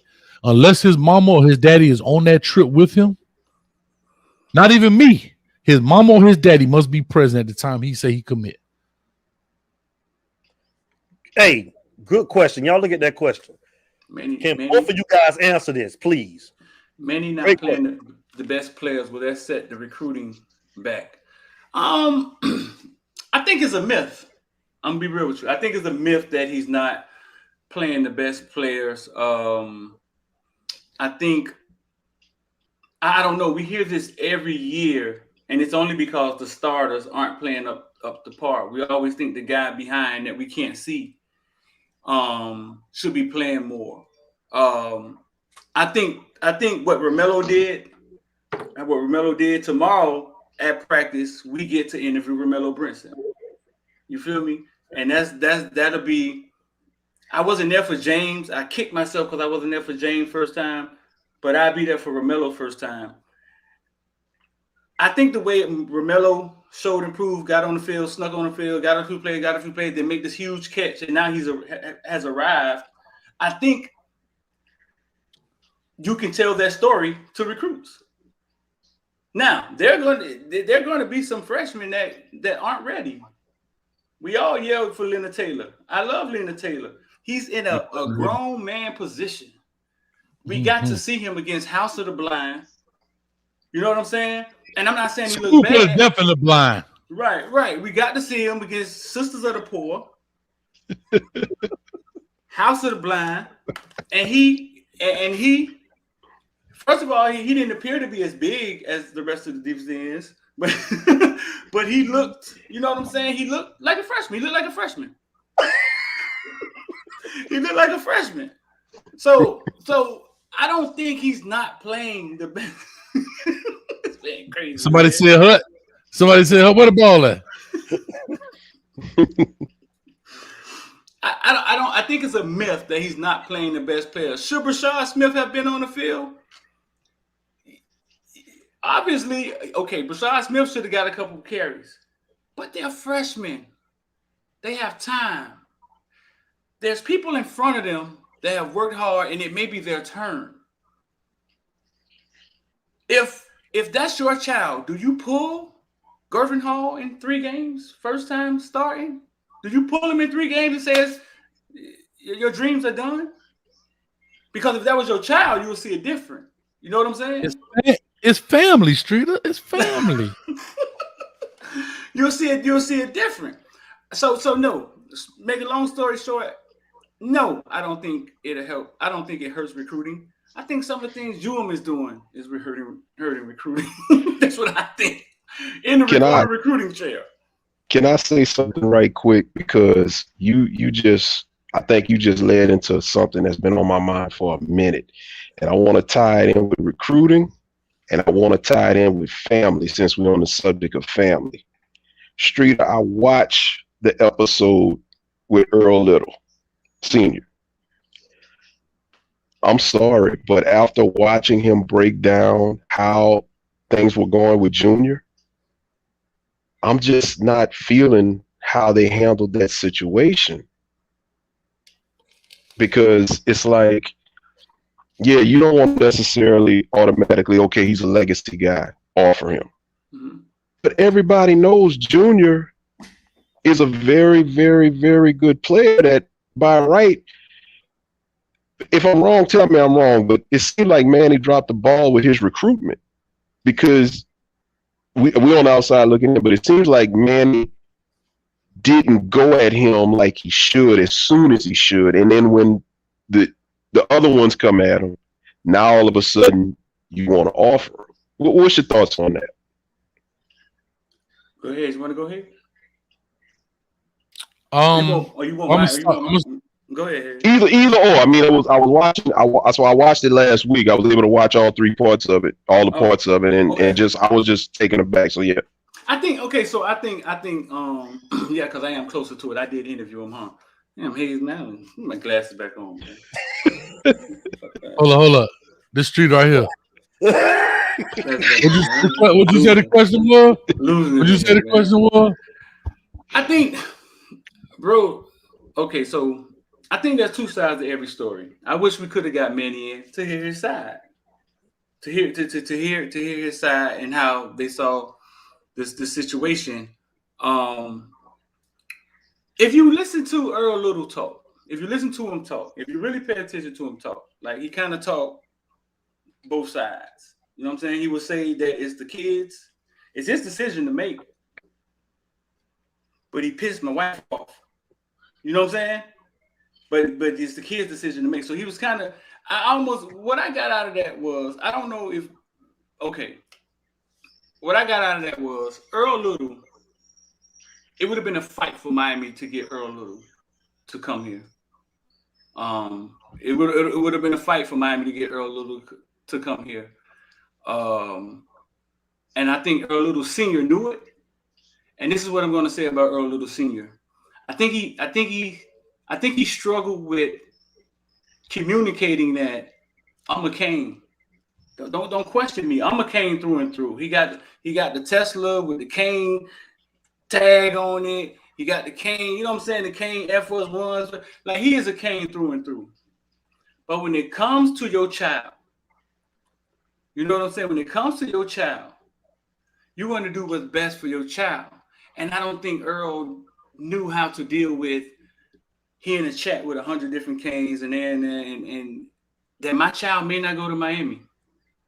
And I've had Cane coaches, I've had Hurricane coaches tell me, well, if he was a Cane through and through, he'll send us some toys like you sent Saban to try to get this thing back on track. I think Earl, I don't think Little was coming. I think Manny helped him. I know for a fact what Manny did helped his argument. I think Earl, how did Manny drop that ball? This is why I think Manny dropped that ball. I think the staff, the way they recruit is, if we don't think you're coming, we ain't finna really shake that tree. And you know what I'm saying? Unless you Shamar Stewart. You know what I'm saying? Like, I don't know. That's what I get from them. Like, we want people that want to be here. Right. And I'm not sure what that means when you're talking about recruiting, but that's what I kind of get from them. So yeah, Manny dropped the ball. That helped Earl argument, but it would have been a fight to get Earl Little here. And they had some questions about Earl Little. Like, they had questions about his speed. He don't have any times. He don't have any times on record. Because they were going after Jacoby Spells really hard, but I think they felt Jacoby Spells wanted to be there. So yeah, man, I believe Manny helped Earl Little's argument, but I think to help Earl out, man, Earl is a Cane through and through. But I ask the fans all the time, listen, man, y'all are fans, y'all talk this trash. If your son was top DB in the nation, would you send him to play for Donaforio? Would you send him to the Canes right now? If he could go, and when it's your child, it's a different conversation. It's a different conversation when it's your child. Coach? This man. It's like we splitting atoms like this damn quantum physics. Let me ask you a question, Streeter. Who was the brother you had, the little young 8th grade dude that got offered by Miami? 8th grade? You had him on your show. Yeah, he's from California. So, yeah. He was 8 years old. He wasn't I'm sorry, 8 years old, and that's even worse. 9 years old, yeah. But I kind of find out, man, they didn't offer him, man. The dad kind of took it and ran with it. Oh, okay. Yeah, but he was 9 Flash. But regardless. Dash out of Washington. Yeah, but here's my point. I was just gonna say, here's my point. This is back to evaluating talent. I don't have to look at your doggone 40 time. Are you covering people? How about this? Right? The receiver that he covering, do he got a verified time? Is he running next to him? He can't catch the ball? Well, he got the best time. He got the same time then. How about that? What I'm trying to say is, at some point, dog, everything ain't analytics. Who was I talking to earlier about analytics? And I was saying these coaches get so caught up in the analytics and the data. They're not coaching football. That's why I said if you look at a lot of these older coaches, the Mac Brown, Nick Saban, even the Dabo Swinney, he an older guy. They ain't walking around no god doggone iPad. The algorithm says he's a 48% match. Out of here with that foolishness, dog. That's what they doing now, dog. I know, but that's why you get in these situations. People in the chat, well, Earl Little ain't coming to Miami.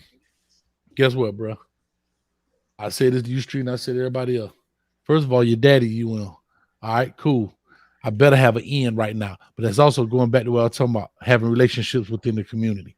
Your daddy, a high school coach, here locally. Here locally. He's a legacy cat.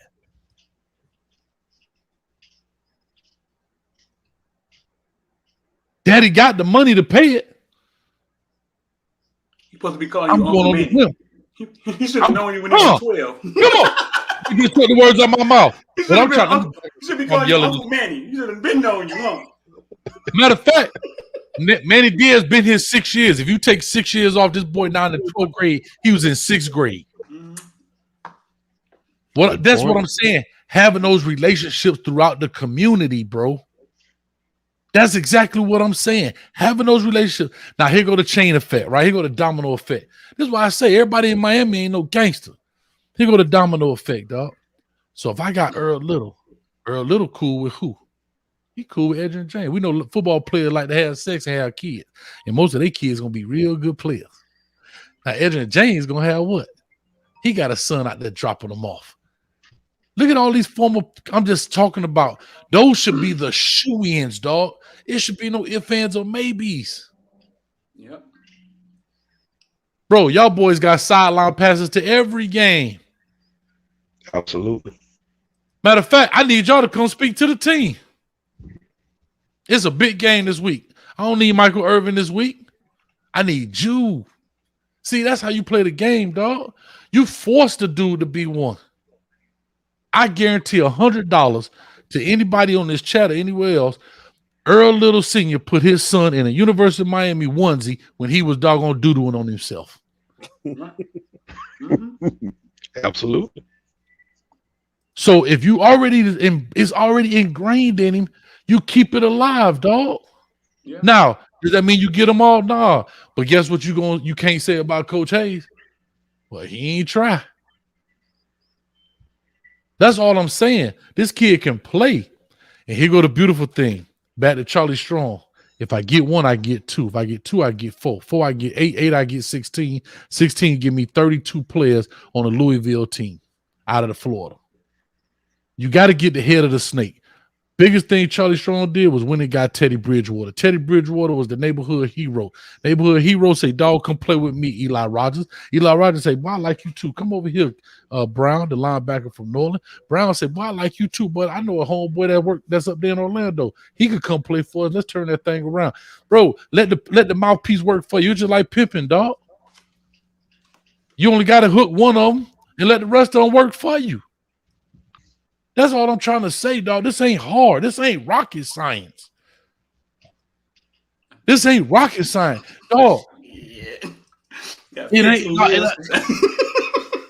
15 years to show you it is. No, but I'm just telling you, it ain't. Because think about it. Where Nick Saban go? Where Nick Saban go? Michigan State, he turned that around. Go to LSU, turn that around. Right? He ain't do well at the Dolphins because he can't control grown men. He go to Alabama, get his teeth kicked in that first year because he don't know who to trust just yet. I got to see around who could drop off a couple of McDonald's bags or maybe Taco Bell. Then not look at him 13, 14, 15 years later. All I'm trying to say is, but if you build those relationships, you ain't even got to drop the bag. Edrin James got the money. This dude got the money. I don't know if Clinton Porter's got kids or Frank Gore Jr. I'm just saying, I don't know if they even caliber worthy, but at least the relationship is there. That's all I'm trying to say. The relationship are there. Najee Davenport's son, Nanu, he would love for you to offer his son like they did Dash. He may be one of the best 9-year-olds in the nation. I talk about him all the time. Right there. I tell you this: if you a legacy, your kid getting offered right now. He was born. When was he born? He at Jackson Memorial right now. I'm going to Manny Diaz, boy, giving him an offer in the crib. I'm just being honest. You got your own birth certificate, right? I mean, literally in the crib. But that's because y'all don't know if y'all watched the show with Lamar Thomas and They be on Kane, what the thing called? Kane Sport. But Lamar Thomas got a show, and he said something that kind of hurt my feelings, dog. But I guess he was telling the truth. I don't know. They want us hanging up in the hallways, but they don't want us in the hallway. Yep. I was just about to say that. They want us hanging on the walls, but they don't want us walking the halls. That's powerful. That's powerful. Bro, what I'm saying is you ain't gonna tell me, because here's the other thing. You go to other hospitals. I'm just talking about how people in the community, if you born in the university, like, you know what I mean? They put them already. You born in Iowa Hospital, you a little Hawkeye already. Like, that's just, I'm just talking about how people, and I understand Miami is not, I don't know what Iowa is, what actual city it's in, but it's probably small. But anyhow, that's to have the coach that has the bigger vision. You understand? But I would have to build this relationship back to what you were saying, Street, about building a relationship, those committees. You got Earl Little coaching right here, right? You already got a cheat sheet because you could contact him as much as you want. He's a high school coach. You got Donnell, who's the coach up there in I think it's Northeast or something like that up there in Palm and Broward. He was the running back. I'm just saying you got all these guys and let them be the mouthpiece for you, bro. Come on, man. Don say you never know which one of these kids are going to turn into a superstar. Duke Johnson mama said first day she took Duke to Liberty City Park, 6U, Duke whacked somebody and hurt him. And he was a star from that point on. Don, I'm here to tell you, you can see who some of these kids are early. You know what I'm saying? And do some of them get to high school and don't grow? Sometimes. Excuse me. But you can see kids are early. And it's only a few of them. It ain't like it's hundreds of them. You know what I'm saying? Then you do get the kid like Friday Night Tykes, who was a superstar that never grew. You know what I'm saying? He didn't grow. But Don, you can see who these kids are early. I just believe that college coaches don't stay at places long enough to give a damn. That's what I believe. That's right. That's a good point. Family. No family. That's what I'm telling y'all. That family junk. I'm telling you, it ain't family. What I'm trying to say, and you're 100% right. And again, you can offer a kid, but if you have a relationship with the parent, you can put it on that contingency. Yeah. Hey, man, listen, I'm offering your kid right here, but here you go. But like a kid like Earl Little, guess what? Coach Hayes ain't got no verified time, but when I put his tape on, I'm like, God, dog, this boy could play. Right. Yeah, and that's kind of what I was saying, man. Let him stay. Maybe if somebody in a long tenure, right, can get it together and develop those things.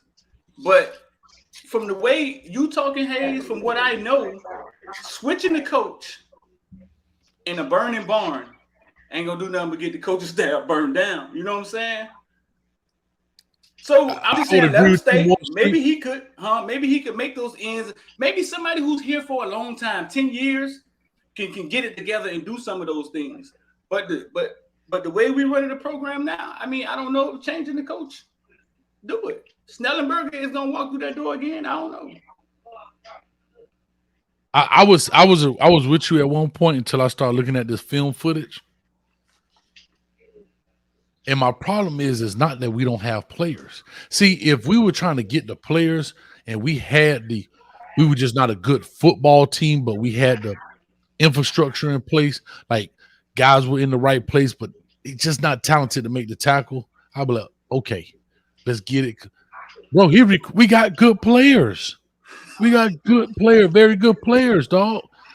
And bro, I wish to God I could put this up, but it wouldn't tag out your doggone thing, man. I wish to God I could put this up on your deal. And I'm gonna see if I can put a still shot. They won't get you for a still shot. Go ahead. Bro, y'all will be like, what? This 4 weeks in a row. Mark my words. If Virginia don't come out with a nub tight end, what I mean is a tight end, no receivers left. There's no other, just a tight end. All the receivers are over here. You will see the defensive end drop back over here, hook the curl the flat area. There's a corner over the top, a safety over here, and a defensive end. We got 4 people covering one dude who's blocking. And it's the 4th week in a row I done seen it. If I get a screenshot, I'm gonna pull it. If I get a screenshot, I'll show you exactly what I'm talking about. So what are you saying? Expand on what you're saying. You're saying that so if nobody's on his side, he shouldn't still go through that motion. His cue should be to do something else. Go get the damn quarterback. There ain't nobody left. Right. There's no. What he should do is there's nobody left, but it's back to communication. The corner ain't said, "Hey, dog, ain't nobody out here for you to drop to, dog. You covering ghost." There's nobody there. There's one receiver. He's a tight end. You got him. You got a corner and a safety and a defensive end. And then when the ball snapped, he's blocking. I've seen it. No, I've seen what you're talking about. I've seen it. Yeah. I went over it in the video, but I'm saying is Central Connecticut State, and we still doing it. But this is what I'm talking about when we get better.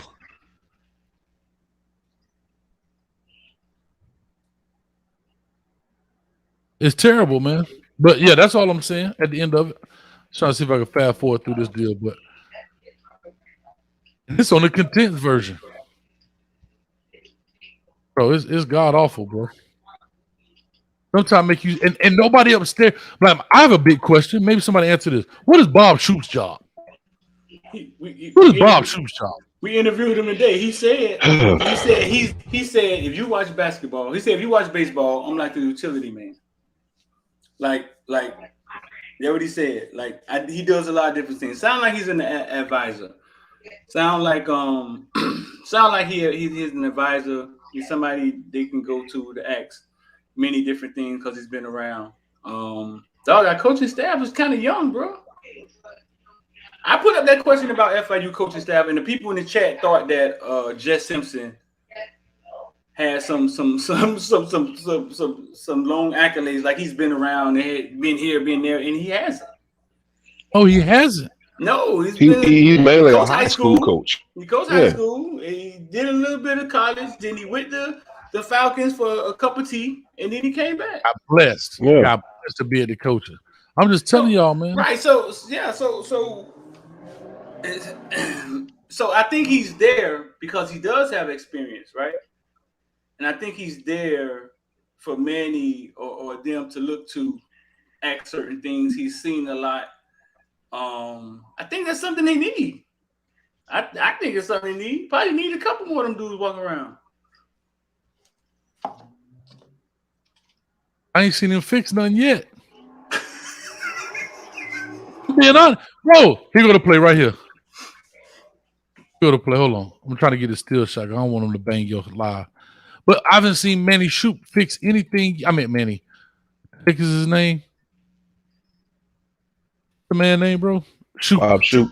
Bob Shoop. I haven't seen Bob. What is his role? What is he doing? He's a defensive analyst. Yeah, but what I'm saying, what are you analyzing? I think what they're trying to do, they're trying to mimic what you see in a lot more really in the SEC a lot. I mean, Alabama became notorious for having these analysts on both sides of the ball. And when somebody moves on, that analyst slides into that next position. You saw that with Sark, after the Lane situation. Sark became the OC.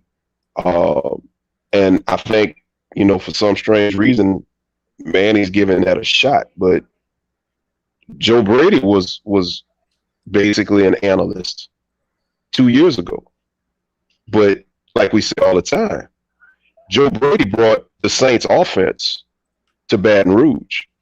And he just so happened to have a once-in-a-lifetime quarterback in Burrow, a bunch of first-rounders, a trio of just stud receivers. He just had a magical team. People forget LSU's offense wasn't that great. Their defense, rather. The defense wasn't that great. They stepped up in the latter part of the season when they had to. But Joe Brady, as the analyst, was able to make that offense tick. So I'm thinking what Manny's doing is he's trying to mimic, or at least with this hire, he tried to mimic what these bigger, more successful programs are doing, but it ain't working. Hey, thank you, Mo. That dude said Love and Hip Hop Miami. Come on, bro. Really? So, man. My question would be Kansas City. Go ahead. Okay, so Manny, you're saying let Manny learn on the job, but again, is Manny gonna get better learning on the job? Manny don't look like he's gonna be able, like Coach say, to make. Don't listen. It's bad, bro. No, listen. It's but you got to understand where it's coming from when I say that. It's bad, bro. I was kind of listen, bro. When they lost to FIU, I was kind of done because it was like you cannot lose. You can't go in there and lose to Butch Davis. You cannot go in there. Not FIU. You can't go lose to Butch. Hey, Manny, listen, bro. You cannot go in there and lose to this dude. We didn't hire this dude. This dude got every kid you ain't want to recruit. We cannot go in there and lose to them. And when he lost to him, I was like, oh, is this? But what I'm saying is that changing it, like if we change it in the same with the same structure that we have now, I think we just set it back again. I don't know. I think we just set it back again. It's almost like, bro. It's desperation right now. The Kane fan in me is that desperation because I know too much. You know what I'm saying? And so I'm saying let somebody who we see that's not qualified right now grow with the program because I know if they fire him, which it could get ugly, he loses to VA. You know what I'm saying? The current recruits finna leave. They finna put on the coaching search. And it's gonna be like when they hire him, let the cycle begin again. The only way I think you save that, if you depend on how bad it gets in the season or better, but if it gets bad, I think if we drop 21, if we lose by 21 in Virginia, he don't make it on the bus. Yeah. Yeah.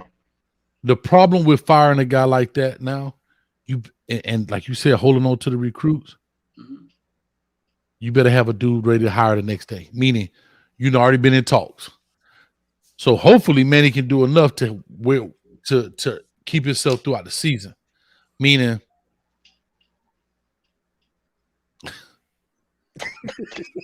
actually, yeah, I had some of them things, but it's how you use them, and I'm gonna go over that. But it can't be the worst thing in the world. Everybody using them, dog. No. I'm gonna tell you how you use them, though. But anyway, Bob should be with exit Tootsies. but hey, Bob Shoot was in the closet when we did the U takeover in X room. Oh man. Shout out to X, man. Shout out to V12, man. Go ahead, Sweet. When he popped up in the interview today, man, 2 people asked him questions, man, because I think it caught everybody off guard. I think it caught everybody off guard, man. I'd ask him one question. Hey, dog, what you do? They put a camera on, man. He was watching TV like, oh, we live? We live? Let me turn the BMF off. The BMF good, man. Turn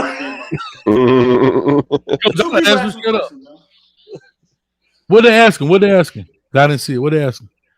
Where's that, Sweetie? They asked him about Leonard Taylor. They asked him about James Williams.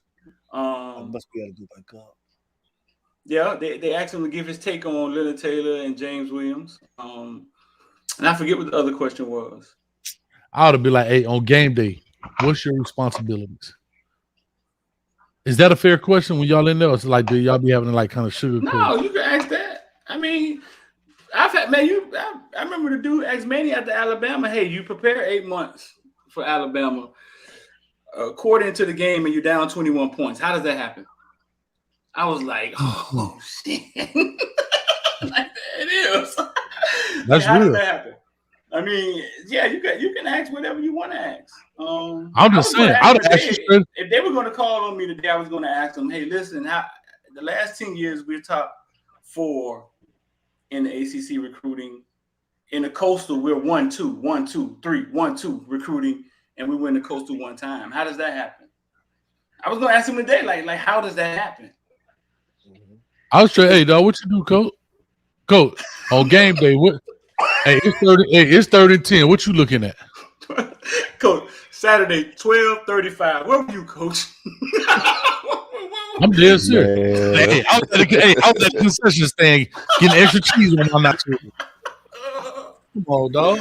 I'm just saying. Like, I'm being for real. Because, see, here's what I don't like about the fan base. And I'm being honest.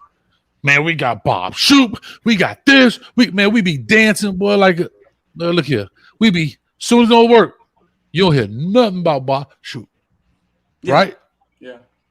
We don't hear nothing. Everything is Manny. I get it. But we don't hear nothing about if Bob Shoop is there as an analyst, usually the analyst is the guy who worked close with, what's his name?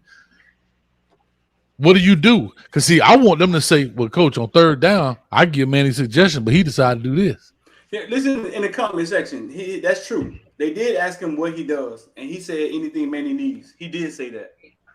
He's an advisor. That's when we all came to the conclusion that he was an advisor. Whatever he do is sweet. How much do you think he's getting paid? By the guess. Anything, I don't know, about 150K. Yeah, he's still getting paid from Michigan. That's why he don't want no money. He don't want no job. If he take a coaching job, then it messes money up. Right now, Michigan got to pay him. That's why he want to be an analyst. Hey, your whole thing is, why don't he see that dude dropping in his own, huh? Y'all see the picture? Can y'all see the picture? That's your whole thing. No, we can't. Listen, Oh, yeah. No, it ain't. Okay, here's my thing. No, here's my thing. Oh, y'all can see my mouse and all. Do me a favor, D, take that what you call it off. The comment. Okay. I want to explain this. Okay. There is one guy. Okay, here's what a zone blitz is. He's going to blitz. He's going to blitz. How you combat this, a hole in the area is he drops curl to flat. This defensive end right here. You remember, it's a corner. There's a nub tight end. There's only one guy who can catch the football. The next dude is here, right? He's going to drop back here. This safety, this corner going to be over the top here. The safety's here. He's a tight end. Remember, this linebacker is not blitzing. This one and this one is blitzing. I'm going to play it and stop it. Hold up, sorry. So here's my question. Now that you've done that, you have no edge. Imagine if he comes, because there's nothing, he's not going out for a pass. It's two dudes covering nobody. Watch this. Nobody.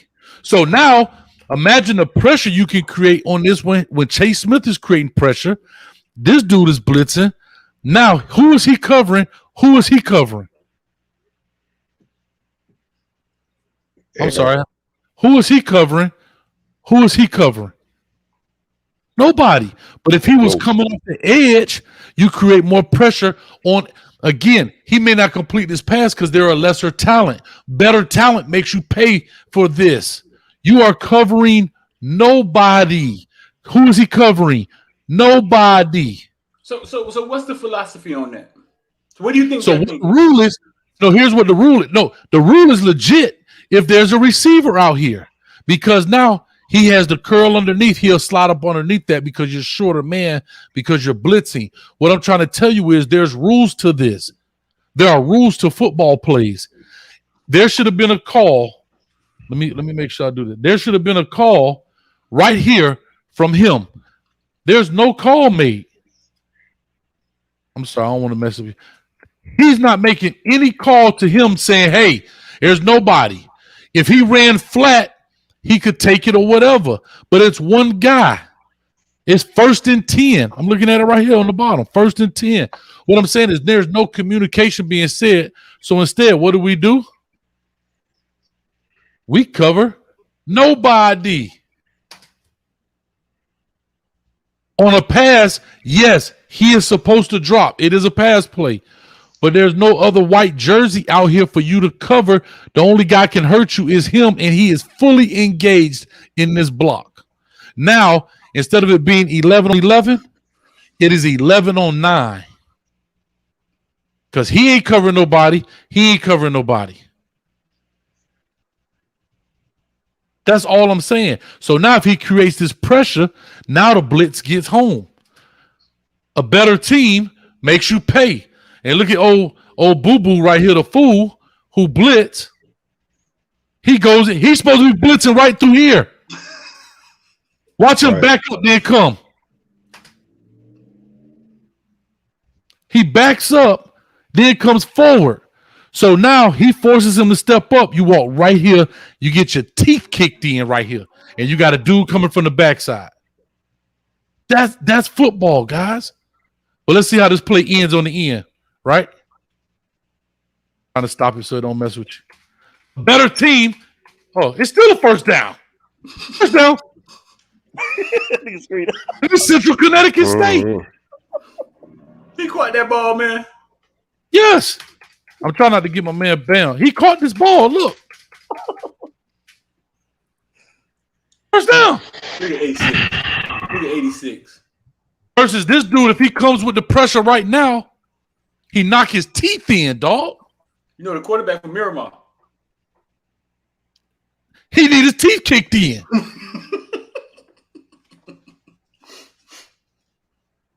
Look at this. This is the defensive end. Way up here. He up there talking about You Talk Show on Facebook, You Talk Sports Show on Instagram, You Talk Sports Show on Twitter, You Talk Show at gmail.com. So you're saying this. You're saying that there's no reason for him to be out there. There's no philosophy you've ever seen. Yes. Every week. And every week. Now let's break this down, Hayes. They're watching this every week in film study, right? They're watching that man do that. Yes. So obviously, like you said, that's just their philosophy. And you're just saying it makes zero sense. It is a zone blitz. It is a zone blitz. What he is supposed to do is, if it's a pass, he's supposed to drop, curl to flat. Mm-hmm. But there's no white jersey standing out here to drop, curl the flat to that he can throw the ball to. Right. There's nobody for him to throw the ball to. The only offensive passing threat right now is this guy, the tight end. Right. Remember, it's 2-on-1. If there was a receiver out here, he would be over here covering the receiver, playing over the top. Right. He would drop underneath him. Does that make sense what I'm saying? Yeah. So if my mouse ran a hitch right now, he would drop right up underneath that. But because there's no white jersey, they all over here. 1, 2, 3, 4, and the fifth guy is one. So we got 1, 2, 3 guys covering one guy who is not going out for a pass. So that leaves us short on the pressure. So now what the rule is, if he doesn't go out for a pass, you can turn on and create pressure. Why? I got him covering him. So if he shows block and he commits to the block, you turn on and let's go. Does this make sense, guys, or no? Oh, it does. Absolutely. No, it makes sense. But I've seen this 4 weeks in a row that you just undercut your team 9 on 11. When imagine if I create that pressure, this dude blitz up here. Now he has to throw that ball under duress. He's under stress and strain. He's forced to throw that football. Bro, imagine this dude. He comes in, backs out. Chase Smith come off the edge, makes him step in the pocket. It's a mousetrap, dog. You force him to step up because they're outnumbered. They're outnumbered.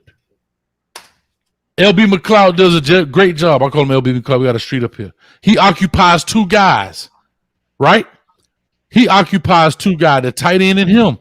So now this running back has to come across the formation to block him. Right. But because he's doing nothing, 13 is like, where is he at? 13 looking like he's looking right. So Chase Smith did a great job. Yeah. Coach, this dude walks in. If he's blitzing like he should have, look at it. This is our linebacker. That's our linebacker, guys. Watch him go stick his nose in there and then ricochet off. Look. Oh, no, I ain't blitzing no more. Right here, Huff. Yep, that's what it is, Huff. Number 9. Then watch this. Who that, 44? Is that Jennings? Jennings. Look at him. Imagine if he comes right here. And Chase Smith did a great job. He stuck his face inside to keep it tight, and then he gets outside at the last second. Right. You make him step up. Imagine if Jennings is coming right here with him. But He's asleep right now. Why are they so indecisive? Why the 2 linebackers are indecisive? Because I think in my heart of hearts, I think it's too complicated. There's no, I said this at the beginning of our show. It's, bro, what is he covering? It's He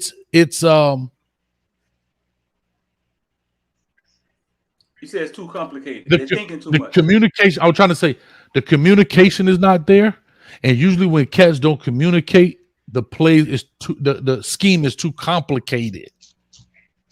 Right. Can I tell you a simple number? I'm gonna tell you a simple thing we used to have. If there was no tight end, we used to tell him. We used to call him the blood. He would tell him blood numbers or blood middle, right?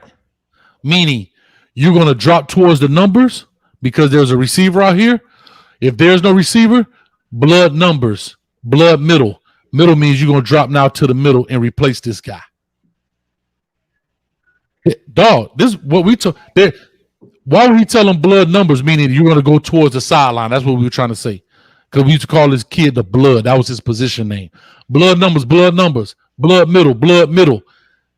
That's basically, we know that you're dropping, but I'm telling you which way to drop.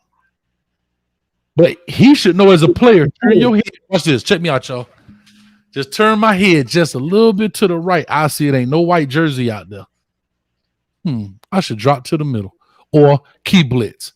What they call key blitz meaning is if he blocks down and shows it, I can go. Who cares if he delay pops me? I got a guy standing here that's covering him. Who is that guy behind him? The corner. Who's that corner? Corey Couch. Oh, that's Couch? Yeah. Damn. That's old. That's all I'm trying to say. So if there's nobody, even if he delayed and then try to release late, you got a guy standing here with no work.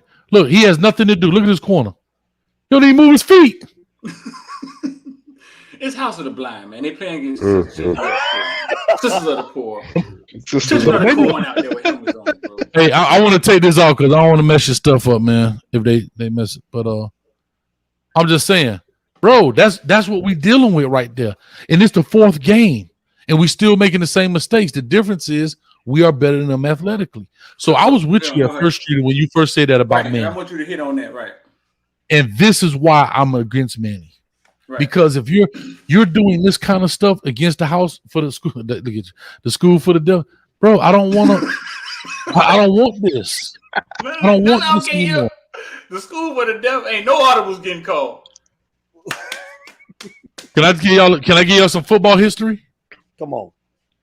That's why the huddle was created. That's why the huddle was created, because the school in St. Augustine was for the deaf, and so they created a huddle so they could signal the play.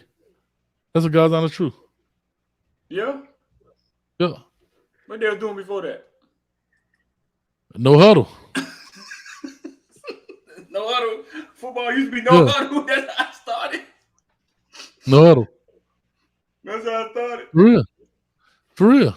They say Pope look good at cornerback. Did Pope look good at cornerback? Coach, I look good at cornerback.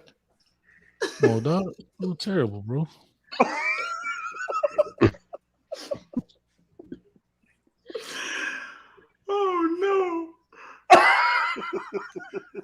Oh no. I need a mentor, Manny. Yeah, he cut that calf. And Manny, listen to this. Manny getting $3 million. Manny gonna tell Coach Beck, get your lawnmower from the street, go cut that grass. Yeah. $3 million, Manny baby. But what I like about this whole thing. Listen, man, Gallaudet University is home of the huddle. Yep. What I like about it is Coach Hayes just basically gave us the confirmation that Manny is in over his head. After 4 games, if you're doing the same thing, you're not getting better. Execution is not getting better. You're making the same mistakes. At what point do you as a coach acknowledge I'm not getting this? You know what I'm saying? And that's the thing that bothers me. That's why I'm done with Manny. And I was fair. I was just like everybody else. You know, after year 1, you go 6-7, you lose to FIU, you lose to Duke, you lose to Louisiana Tech. Okay, the offense wasn't, what it wanted to be. You went out, You got rid of Lashley. Okay, you made an attempt to make the offense better. Okay, I'll give you credit for that. Recruiting was looking nice. Okay, I'll give you a pass on that. Last year, what happens? Everybody remembers what happened with Blake Baker. Now, you didn't get rid of him because he elected to go to LSU. But you demoted him at least. You were going to keep him on staff. But at least you demoted him. Give you the benefit of the doubt again. Well, there's no more passes, in my opinion, at all.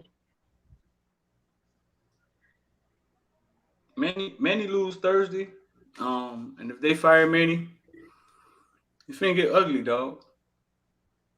It's finna get ugly. And I think y'all forgot what firing looked like. It's gonna get ugly. Well, I mean, considering I saw they are gonna honor Coach Snellenberger, right? Isn't that they're gonna have the patches or decal or something like that? So I mean, nationwide television, Coach Snellenberger getting honored. Man, hey, don't you mess this up, man. Get fired during the bye week. Chris Malone, thank you for the donation, brother. Thank you, man. Damn, Coach, can you send this film breakdown to our defensive coordinator? Maybe it might help moving forward. Will he accept it? Will he accept it? Hey, for $3 million. Hey, if he give me his week's salary, I'll do it. I ain't finna make no rich man. Come on, dog. We've been doing that all our life. Working, man. Come on, dog. You getting all that bread, dog, and you don't know this? Oh, you don't know that? Come on, cuz. Cut that out, man. Like this is what I'm saying. Like, come on, guy. Like that's it's right there and literally on the video, and we doing it week in and week out. And here's the problem: it ain't just one guy. I seen McLeod do it. I seen that dude do it. I seen Harvey do it. I seen 33 do it. That's being taught, dog. Oh. Yes. That's all I'm saying. That it ain't like a guy made a mistake. Yeah. That's being taught. Yeah. I mean, I heard it. Kansas City Cartel said that's cap, coach. It ain't cap. It ain't cap. I'm telling you, I'm looking at it right here. Because if you don't mind, can I read this for a second? Yeah, go ahead, brother. Paul Hubbard is credited with creating the football huddle during the season that Gallaudet went up against two different deaf schools.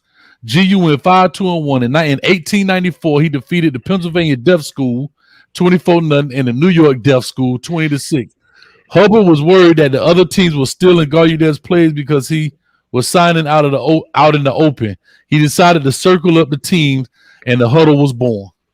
And a bunch of them jokers stood up and was like, "They cheating! They cheating! What are they doing? What are they doing?" Kansas City Cartel, you my man. You know I love you, dog. But I'll tell you, man. I love football, bro. Like, you know what I'm saying? It's hard for me to see this, dog. Like, it's hard for me to see this. And that's just one play that stuck out because I've been talking about this forever on the other breakdowns. Y'all go check the other breakdowns. Kansas City Cartel said, "Did we have enough money to hire Charlie Strong as our defensive coordinator?" Kansas City Cartel, you gotta wake up, big dog. Like, Manny, when did Manny look for a defensive coordinator? Manny threw rolled Baker under the bus. Everybody want that patch. They want that guru patch, dog. You don't get a guru patch for stuff like this, dog. You don't get a guru patch for them kind of plays, dog. And that ain't no young boys. That's our starters, dog. Like, yeah, man. Like, come on, bro. That was in the second quarter. Was it the 5 and 6 year guys? Yeah, come on. But that's not the players. That's being coached. See, that's what I'm saying. Sometimes we want to get on Gervin Hall.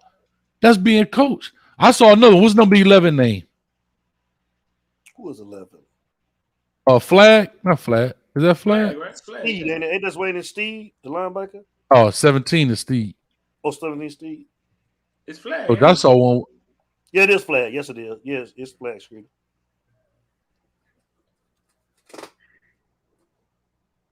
If you think Gervin Hall was bad, you should have seen this one right here with him. Man, you been a threw up on yourself, dog. You be like, nah, he ain't do that.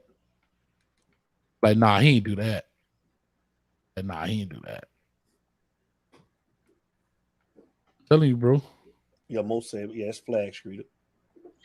Jonathan Patke. Another one that can kick rocks, Mr. Patke. How's Packy on the staff, Streeter? Huh? How Packy still on the staff? Linebackers coach. And afford nobody else. You done. You tapped out. T-Rod done broke us, dog. You say he broke us? Yeah.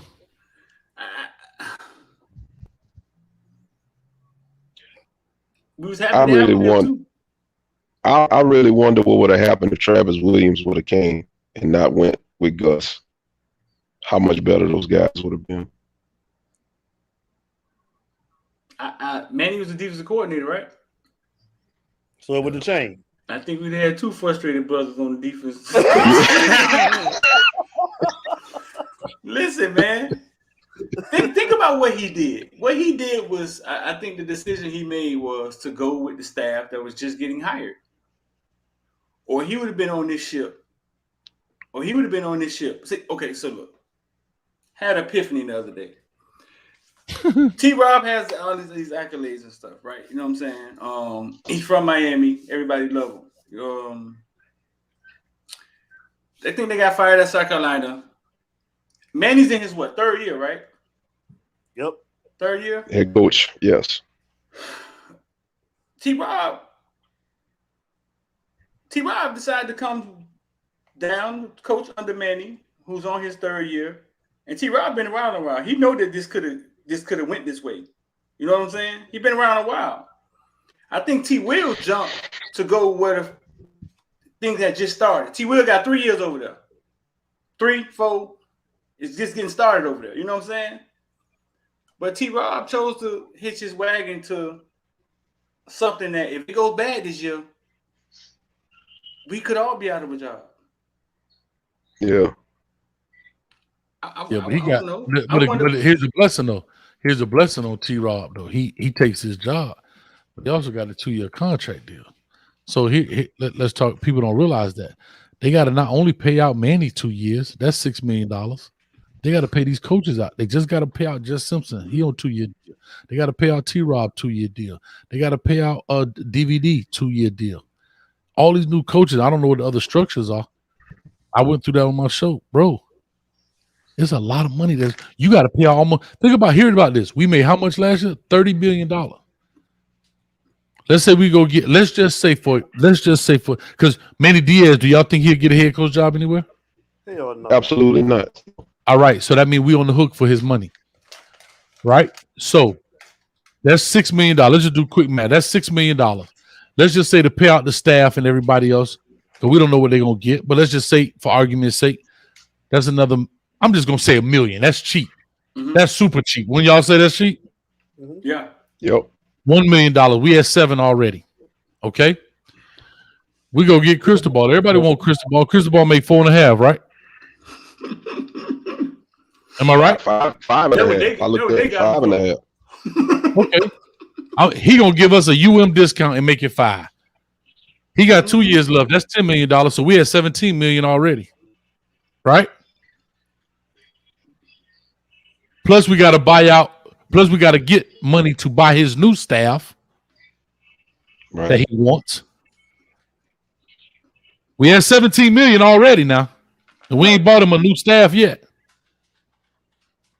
Now, mind you, we only made $30 million, and we ain't spent nothing on recruiting budget. We ain't spent nothing on planes. See what I'm trying? Remember, we ain't spent nothing on the games for the season. We ain't rented out the stadium yet. Y'all see what I'm saying? How this work? These fans don't understand that, bro. You have to go get Coach Ice, Coach Roland Smith. They're gonna have to go get him. Yeah. I'm just saying, just buying out contracts, you had $17 million already. We only made 30. Well, what the hell is the realistic expectation for a coach? Who? What's realistic as a replacement for Manny? I don't want to hear mine. Y'all don't want to hear mine, so go ahead. I do. Yeah. We do. We want to hear both of y'all opinions. Go ahead, Street. You go first. That's something. Realistic. That's something I hadn't really thought about. You know what I'm saying? My mind wasn't really thinking that way because I was saying let Manny ride because I don't want to see them pick another coach. I don't. I had never really thought about it.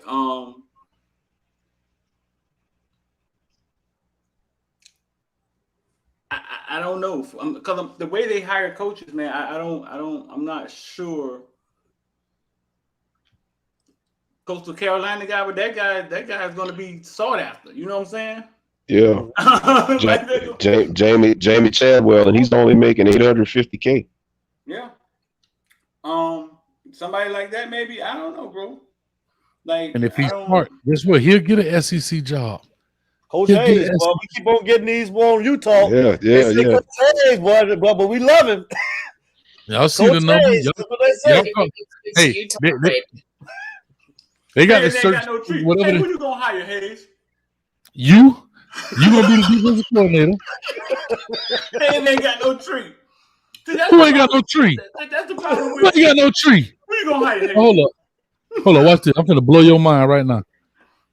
Check this out. I'm just finna because I only put coaches in on the coat that I know. To my coat. But don't make me flip their Rolodex on you, cuz. Hold on. I know you know them all. They'll come work for you. All that say coach. Hold up. All them say coach. Hold up. All them say coach. All that right there say coach. Hold up. All that say coach. All that say Cherry. Warriors of Liberty City. Davy Bulldog. All that say coach. Hold on. Go back, coach.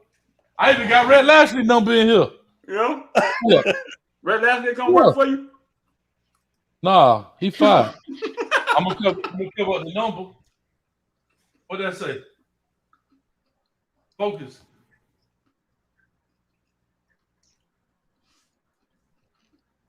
There it is. Red Lashley. Coach, I'm just saying. Coach Hayes X and V12. They said they're gonna be your third. Hey, and that boy X in charge of recruiting. He my recruiting coordinator. You see, he know how to recruit, don't he? That boy got. Coach, how you say you coming to the university? Coach? How you coming in there, Coach? How you say you coming to the university? I come in there, I've got an all black Dickie set on and tricking that thing. Anybody want to good die? Come see. Me, y'all. That's right. That's me, y'all. Hey, and then start that thing over. Oh man. Who your pick? Hayes. For what? Coach. Realistic. Somebody that might even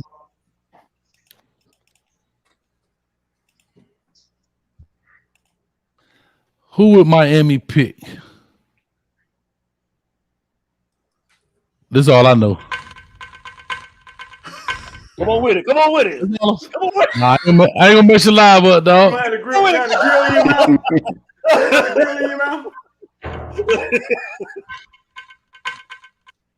ain't gonna mess it up. I ain't gonna mess your live up.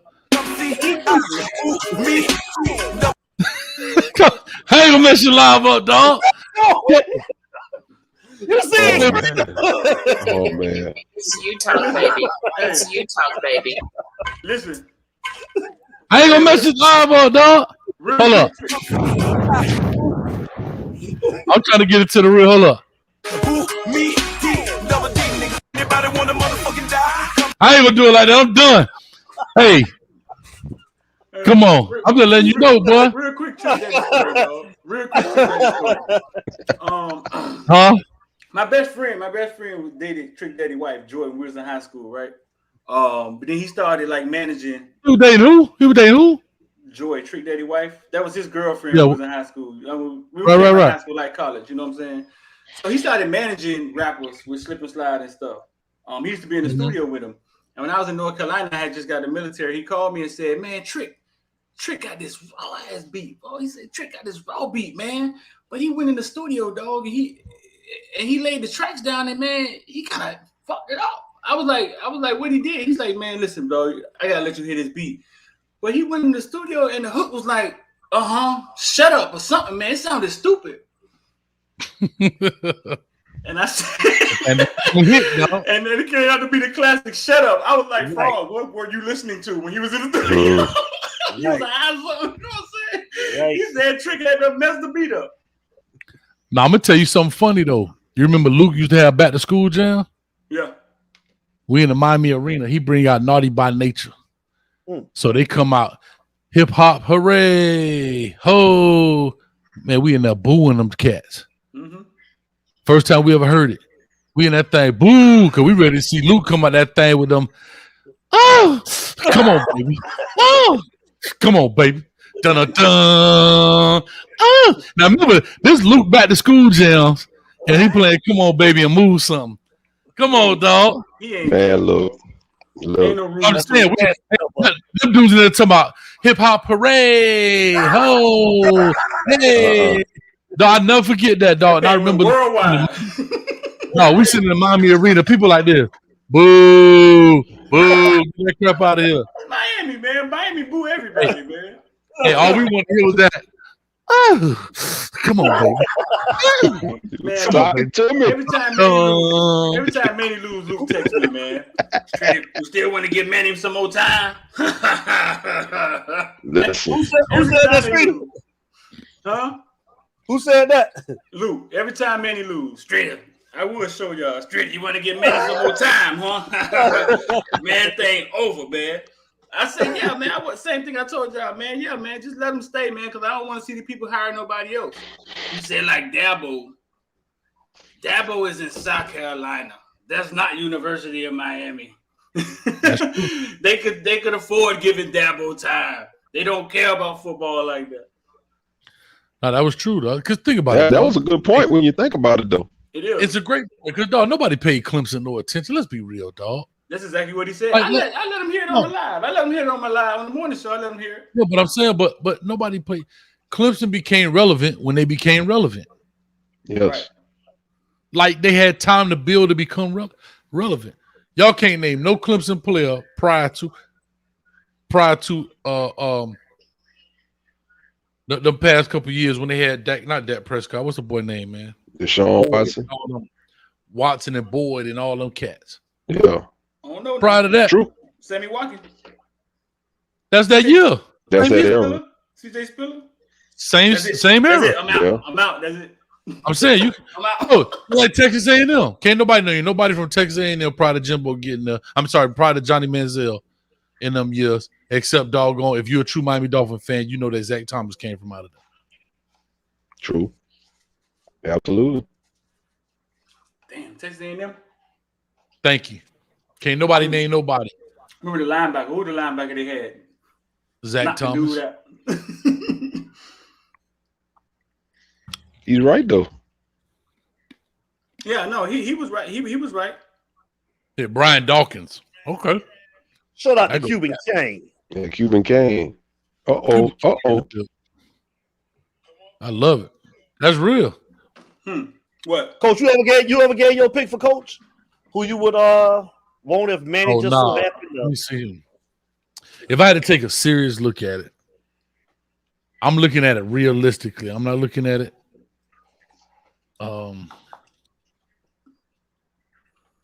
Punk ass Tannehill.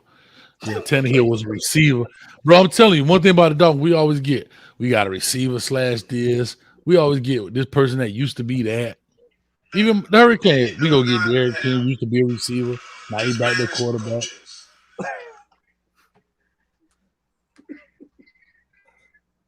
What'd he say? Huh? No, that was Luke. Go ahead, pick a coach. I found the messages, man. I think he'd be late. I think he'd be drinking, man. It'd be late, dog.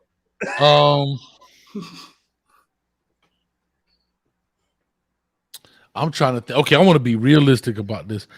I said something about Charlie Strong, but I still like my Mike Locksley pick. I think that's feasible. I think he understands the culture. I think he's innovative. Did y'all see during COVID all the stuff he was doing during COVID? Trying to bring back the stuff for Maryland. Bro, this dude was having all these, because he's from the DMV area. He was bringing in all these local cats. He was bringing it like, I like that. I like what he was doing. I think it was called Mike Locksley After Dark. Local what? Coaches? Local what? Or just cats. Hold on. Like just people, you know what I mean? Like maybe he was doing an interview. He was interviewing like say Footballville. Mm-hmm. You see what I'm saying? He would make interview like say a Luke Skywalker, that equivalent in the area. He was doing the interview? Yes, it was his live. Yeah, they undefeated, ain't they? Yeah, they getting ready to play somebody big. I'm trying to see. What was it on Instagram? He used to do the interview in his office. Oh, Instagram. Here we go, right here.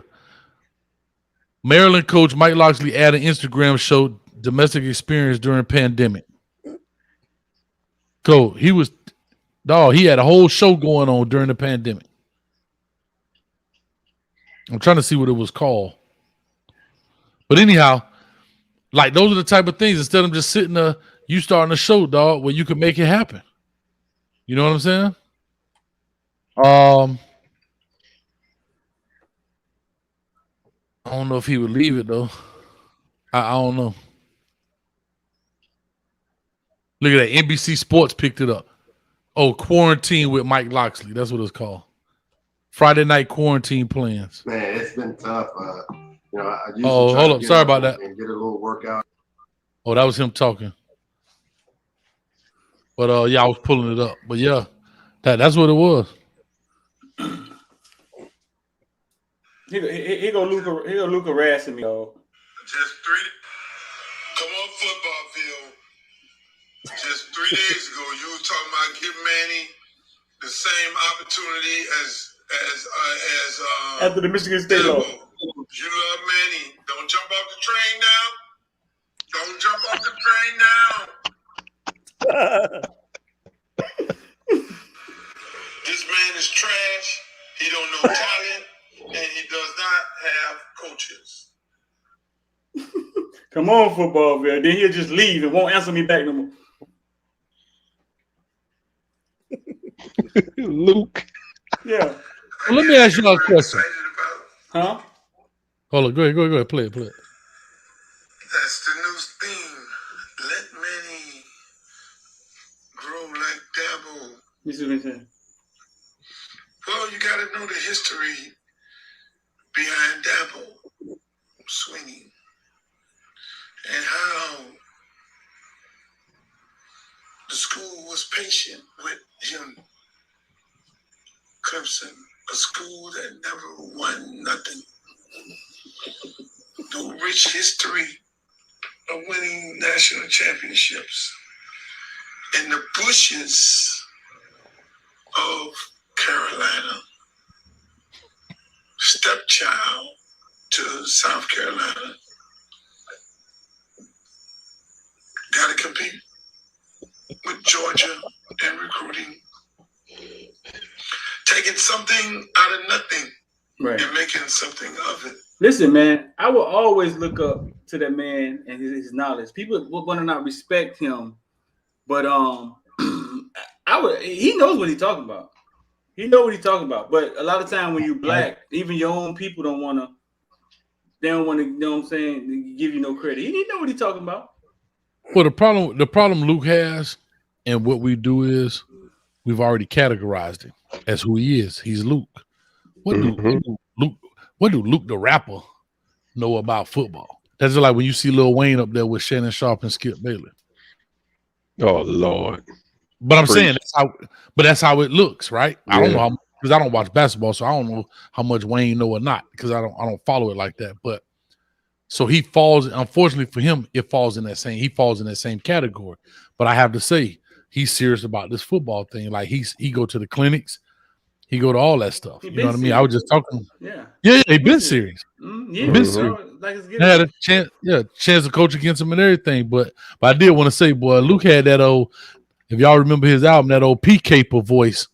Dun dun dun dun dun dun. Y'all remember that? You heard it? Man. It'd be late though. Yeah. It'd be late.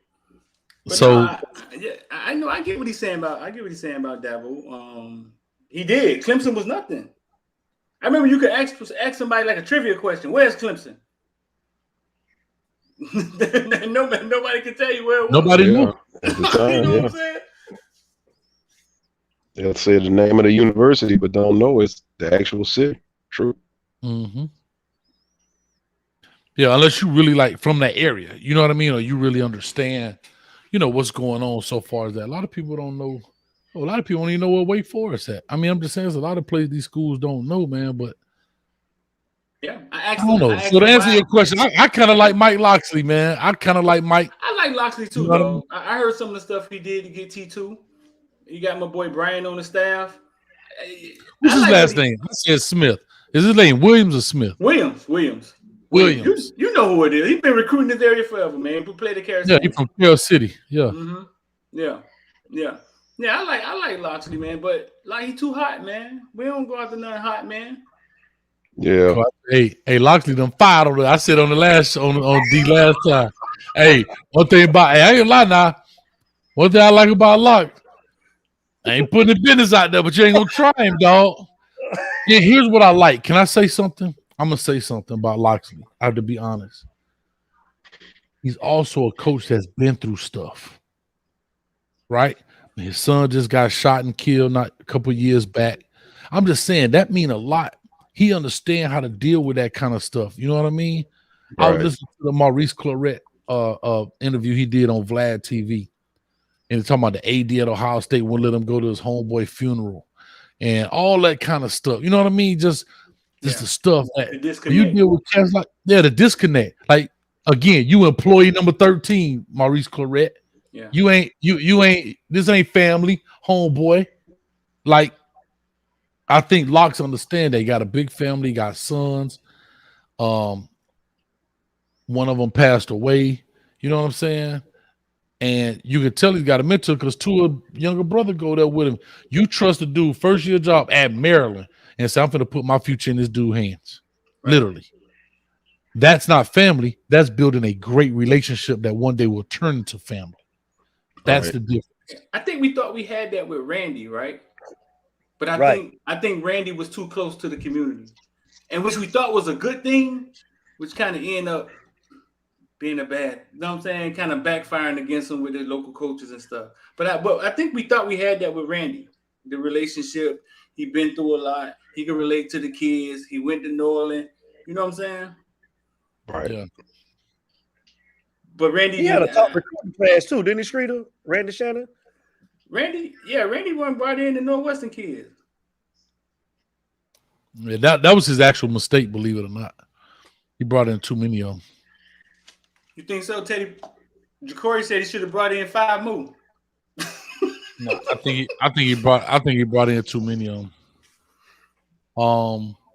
I know that sounds crazy, but I actually had a great conversation with a coach, and he was talking about that. He was saying he actually gone through that. He was saying what happens if them dudes start clicking up. You know what I'm saying? And I thought I didn't understand it. So he had a great point. And then the more I listened to it, the more it made sense. He was like, Coach, you know how it is. We all from the crib. But once you're from the crib, you're going to click up. For example, if all 4 of us was from Miami and we went to Illinois, we going to click up because we from the crib. Mm-hmm. The Illinois boys going to try to click up, right? But now if all of us from Miami, now you're going to have the Northwestern inner city cats. Then you're going to have a little bit different than Broward cats. Because Street, you remember talking about that? Yeah. People from Broward talking about they from Miami. Because they from, but it's, you know what I mean? That's the kind of stuff that happens, man. But it's crazy. That's what you're from Seminole. You ain't even from Hialeah. But what Randy did is what everybody that's what everybody want to see. He needs to start recruiting Dave, the city more. He did it. It seems like it's pros and cons to everything. You know what I'm saying? Yeah, he did it. Some of this stuff we've seen already. Randy just didn't have the experience that Locksley have. But no, that's a good one. That's a good one. I just don't think. Yeah, you got the boys playing with the edge too, boy. You saw that boy hit Illinois' quarterback in the head. Mm-hmm. Tried to kill him. No, I missed that. Like they sent him out there for that one job. Hey man, you got one job. Here go the best part. Hey, Mike Locksley make less. He made $2.5 million. Yeah, see, that's reasonable hire right there. Manny made $3 million. So we bring Loxley in for 3.5 million, 4 million. You bring now you got something to play with. You got 2 million. Bro, he making 2.5 million right now at Maryland. We come in and say, hey, Locks, we give you 3.5 because you know you're gonna want to argue. Maryland gonna go up and down a little bit. We bring you in for 4 Locks. Maryland gonna count them. 4.5 Locks. So now you're paying exactly what Cristobal is getting paid, or 5 million Locks. He got old Dan Enos over there. Now see how the numbers work, the negotiation work. That's real. That's real. That's a realistic for me personally, not because it's my pick. That's a realistic pick. They go a good question. Who would you replace Blake I James really with? don't know. I don't have an answer to the AD question. I really don't get. Yeah. Look at it, Locks. And here go the thing: Loxley and Enos coaching. Yeah, Enos the coach over there now, and they throwing up. So they quarterback got 300. He on my fantasy draft. Ain't that right, fellas? Huh? Not nobody. Not like you don't nobody, homies. There you go, Larry. On my fantasy. They work against me last week. Derek King, not Derek King. Who is it? Huh? Who you say? Hello, y'all can hear me? Yeah, I can hear you. Who you say, Coach? What'd you say, Coach? Well, y'all boy don't went out on me, dog. No, we here. We here. We here. Oh Lord, hold on. We can hear you. We can hear you. It done flipped on him now. It done flipped on him. Get him out of here. Oh man, he'll be back. He'll be back. Ron Zook on his staff, man. People be having people on their staff, man. Yeah, the man got Ron Zook, man. Let's bring Stikes back in. Stikes. Yes, Stikes. Yes. Y'all say something. Man, hey, we can hear you. Why you can, dog? Man, I told you about going live from the iPad, man. I told you about it. Oh man, he can't hear you. He can't hear you. Man, I told you about going live on that Galaxy S6. He got the Galaxy S6 right. He got the Galaxy S6 right here. What he got screen? Why you do me like that? The Galaxy S6. You can't even put cash app on it. Look at him looking. You know what we talking about. Look at him. The Galaxy S6. That's what we talking about. You know what we talking about. No, man. Go easy on him now. Go easy on him. Look at it. Every time. Hold up, Timmy. 30 minutes, that Galaxy S6 cop out every time. Hold up, Timmy. On the headphone. Oh, we look at the screen. Pull the headphones. Pull the headphones. Hey, hold on. That's This our for all guy. It is for all y'all right here. Keep it real. I don't with you because you disrespecting me. You disrespect my hood by telling me take off my flag, asking how gangster I was. You lucky on that day. I was like, I told you I ain't got time for that, but no, today I got time, Today I got time. What game you call that talking? Me, man. I don't know what happened, dog. Man, my thing went out, man. Maybe I was getting too real for him, dog. The haters out here, cuz. but back to what I was saying. On the real though, Tua brother, I'm just gonna call him Tua brother. That dude had 332, 274, 350, and 388, 384. How many yards he put up in all 4 games? He balling. And that's Enos, right? Yeah. I'm saying that's Enos. Yep. And that goes back to what we alluded to a couple of shows. Is it really the assistants? Or is it, as you guys say, Frankenstein? It's Frankenstein. What you say about that, Streeter? Is it the assistants or is it Frankenstein? I mean, I realize that they so Hayes, you say the head coach, the last thing the head coach do is coach, right? But what I'm realizing, well, no, what we were saying, we were talking about the Frankenstein thing was I made an analogy saying that if y'all build Frankenstein, is Manny Diaz the mad scientist and he want to build Frankenstein by himself, or does he allow T-Rob to put an arm on here? Does he allow Ishmael to put a foot on there? Does he allow Bob Shoop to put the eyes in, like to help build Frankenstein, or does he say, no, I'm the mad scientist and I'm gonna do it myself? On the defense, that's what I was saying. Yeah. On the defense, he don't mess with the offensive side. No, he don't mess with the offensive side. The funny thing is this: when we go to practice this year, we don't see Manny, and we used to see him. He used to be there with the DBs, unless he's way over there with the offensive line or something, or the defensive line. We don't see him anymore. Now we're only in there for 25 minutes. You know what I'm saying? When we were there for the full day, he eventually came out. He was there the day ESPN was shooting, and Ed Reed was there. That was the only time we saw Ed Reed. T-Rob is the voice you hear on the defense. It seems like, you know what I'm saying. T-Rob is the voice you hear. Say Street be making excuses for Manny. He trying to keep them credentials. I had credentials. 2 coaches before Manny. Hold up, dog. This A63K? Yeah, A63. That's the one you beat. That's who you beat. A63K. Because he took an L this weekend. Now he want to come in here disgruntled. Making excuses for Manny. You see what people hear things? Making excuses for Manny. Oh. They ain't gonna be happy till I say fire Manny. He done laughing. A63, listen, boy. If Manny get the helmet, you know what I'm saying? If Manny get the helmet, I want y'all to remember. That all y'all was yelling for his head when them kids started decommitting and them people started transferring. I want y'all to remember what y'all was asking for. That's all I'm saying. But Screeder, let me ask you this. They're going to decommit regardless if we ain't winning, right? If he ain't playing the best guys. You saw Travis Hunter make a whole graphic and come out and say, man, I'm in with Florida State. They ain't going nowhere. It's what you said. But what about the kids that's not playing, man? Like him not playing the younger guys. But that's not true, man. We 3 games into the season. You've seen Romello out there. You've seen Rashad out there. You just watched James Williams and Cam Kitchens jump over the other safeties that was already there. Nobody want to talk about that. There was safeties already there. Will he stay up? Will he keep him in this week against Virginia? Or will we go back to the same old with a lot of the guys that we seen this past weekend? What are y'all saying? Who do y'all want to see on the field? I want to see the same kids. Oh, go ahead, Larry. Go by position. Do it position by position. Yeah, let me ask you a question. Yeah, who you want for the starting safety? I can deal with. Now it depends who you play, but going against Virginia, I can deal with a mixture.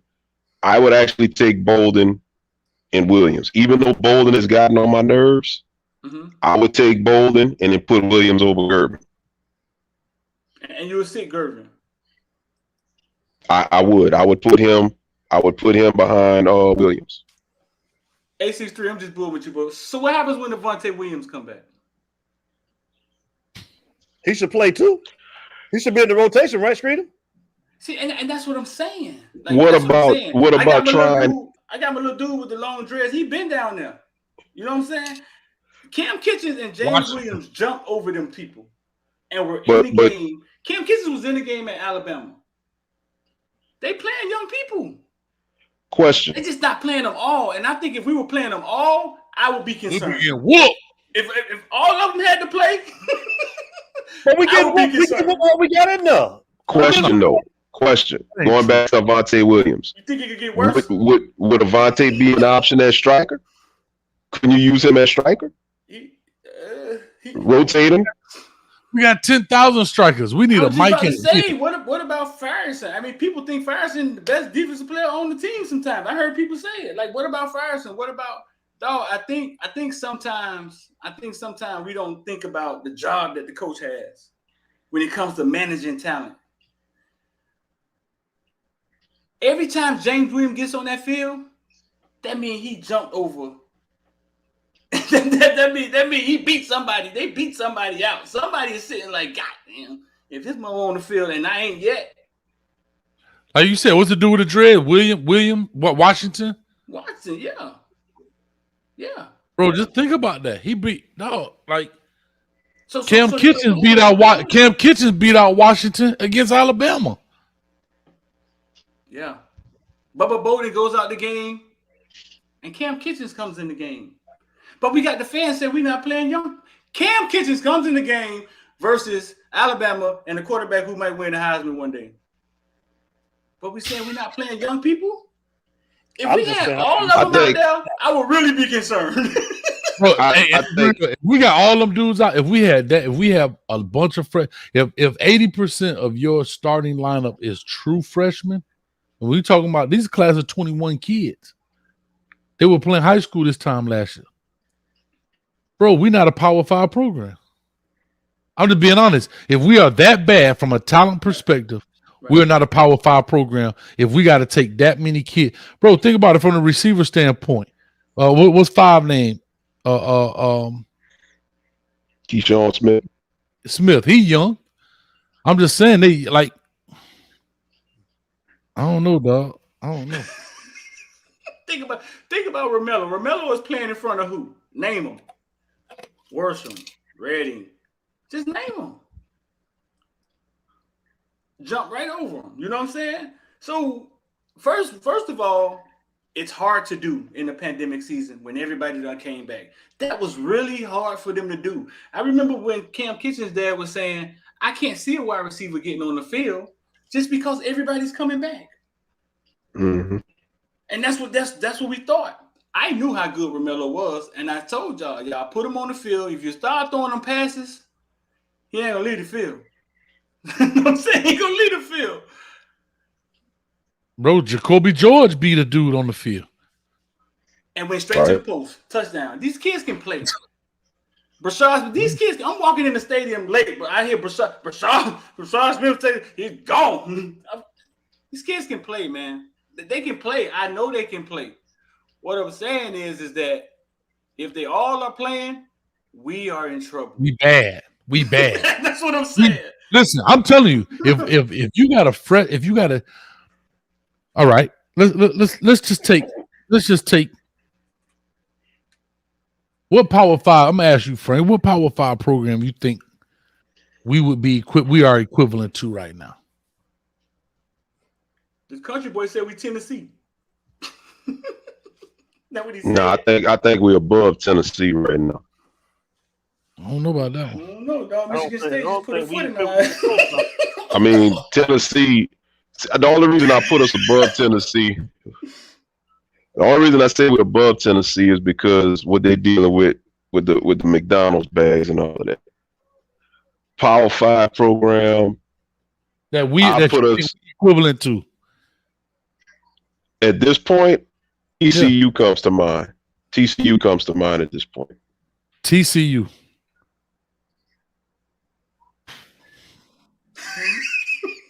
At this point, Texas Christian. Seriously. Texas Christian. No problem.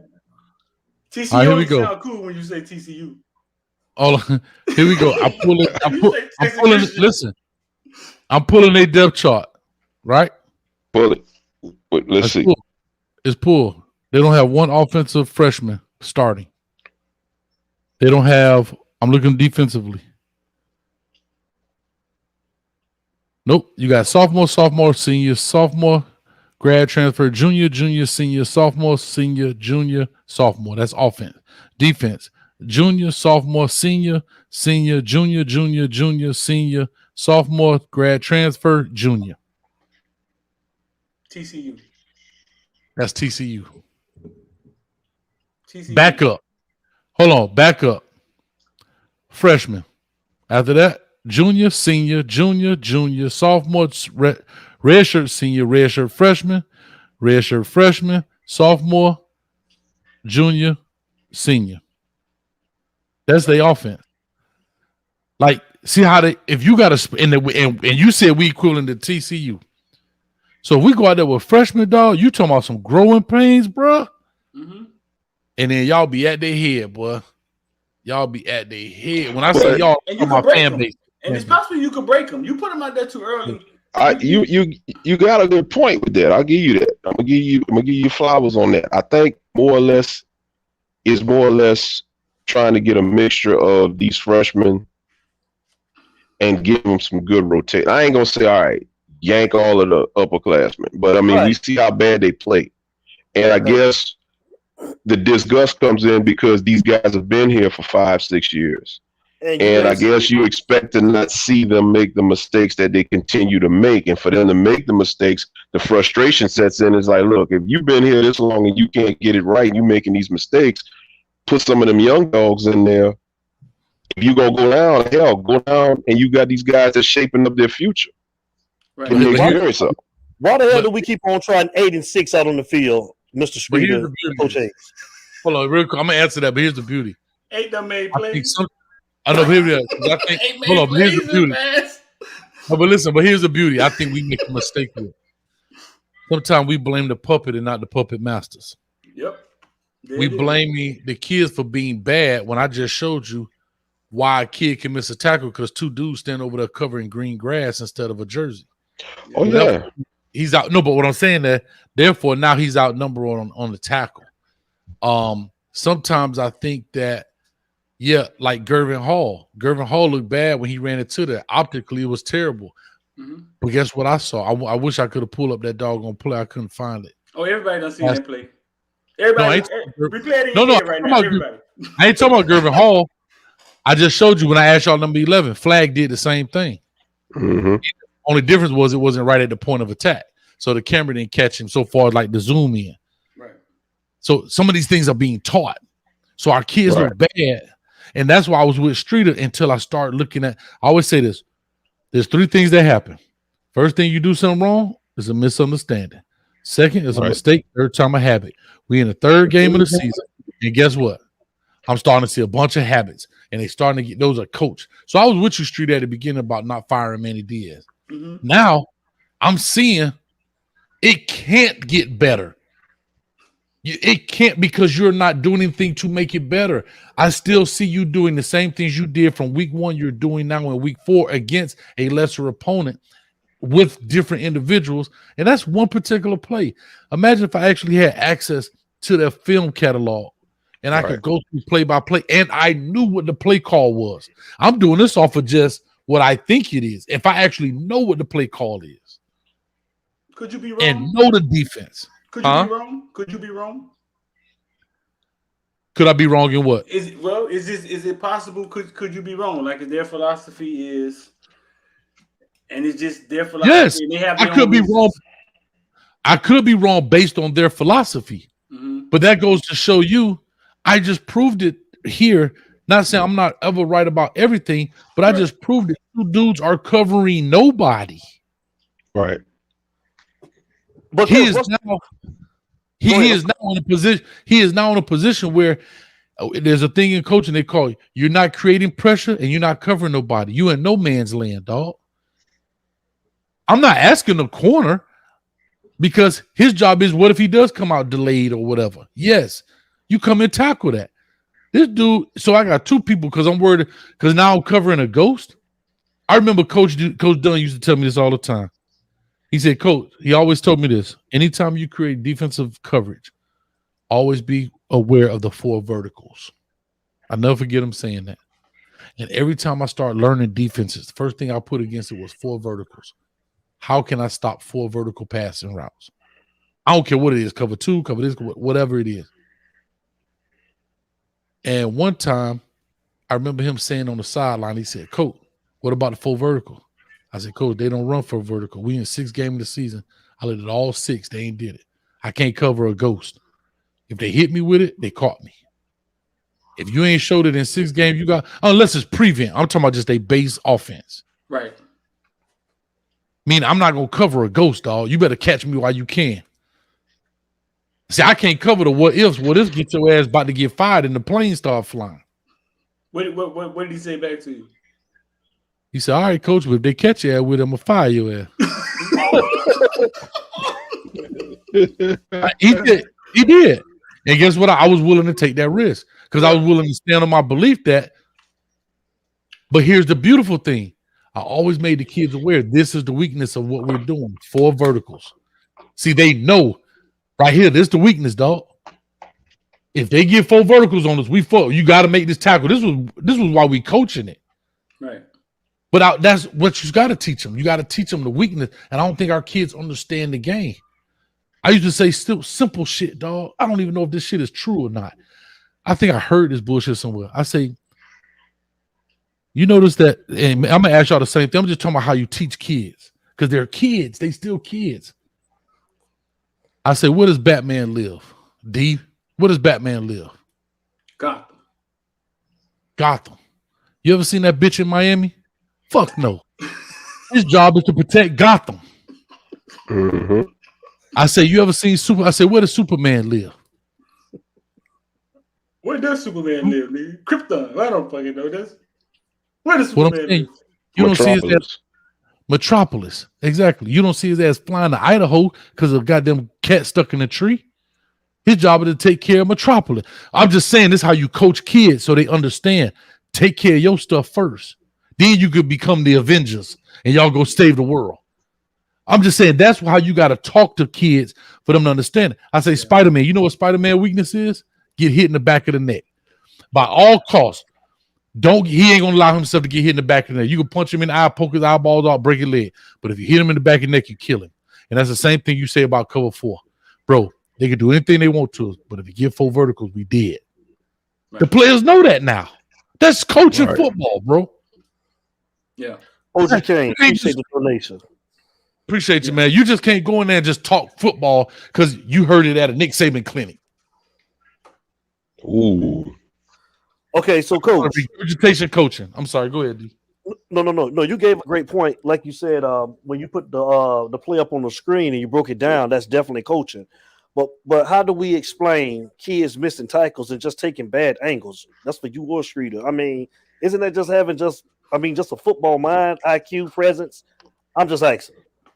I mean, I know what Hayes gonna say, but first of all, you asked me why Pope and Wiggins is on the field. I think it's glass half full, glass half empty with them people. Wiggins dropped the pass this weekend, right? But we've seen them make plays for us.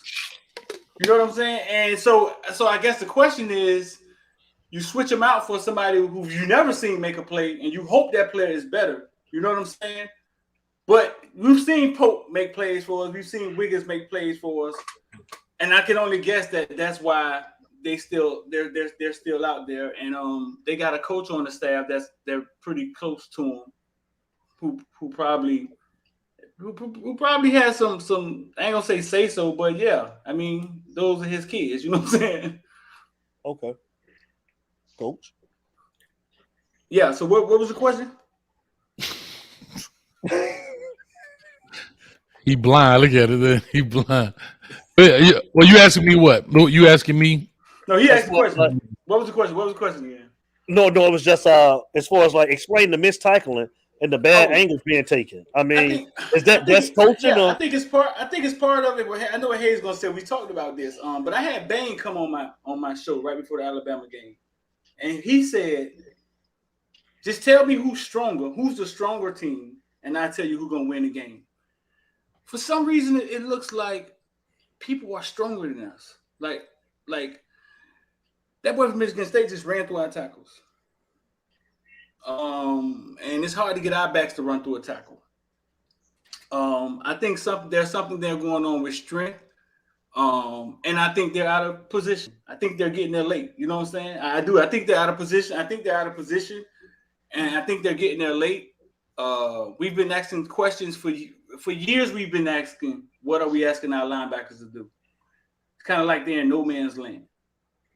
Like we're not sure, you know what I'm saying, with our linebackers. It's like so I think it's first strength. I think it's strength. I think it's strengthening conditioning, man. I think it's first strengthening conditioning.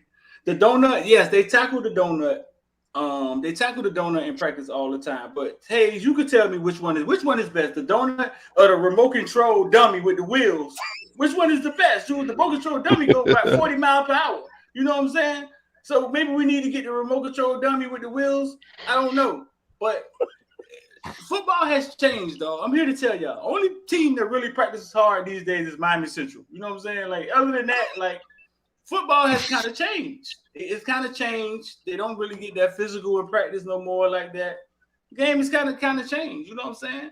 But I think it's strength, though. I think it's strength, and I think it's a little bit of being out of place. On the Gervin Hall play, everybody talked about Gervin Hall. Nobody talked about Carter just getting there, hitting the man, and he just bounced off him, and the man just kept running, a wide receiver. Nobody talked about that. And I went through and I said he did it because he started to hit him with the shoulder, and the last thing he threw his hand out. Nobody talked about that. The Gervin Hall did something goofy, and then Carter hit him flush. It looked like the beat. He just ran right through it. So yeah, I think it has a lot to do with that, and it can go back all the way to thinking too much, getting there too late, all of that.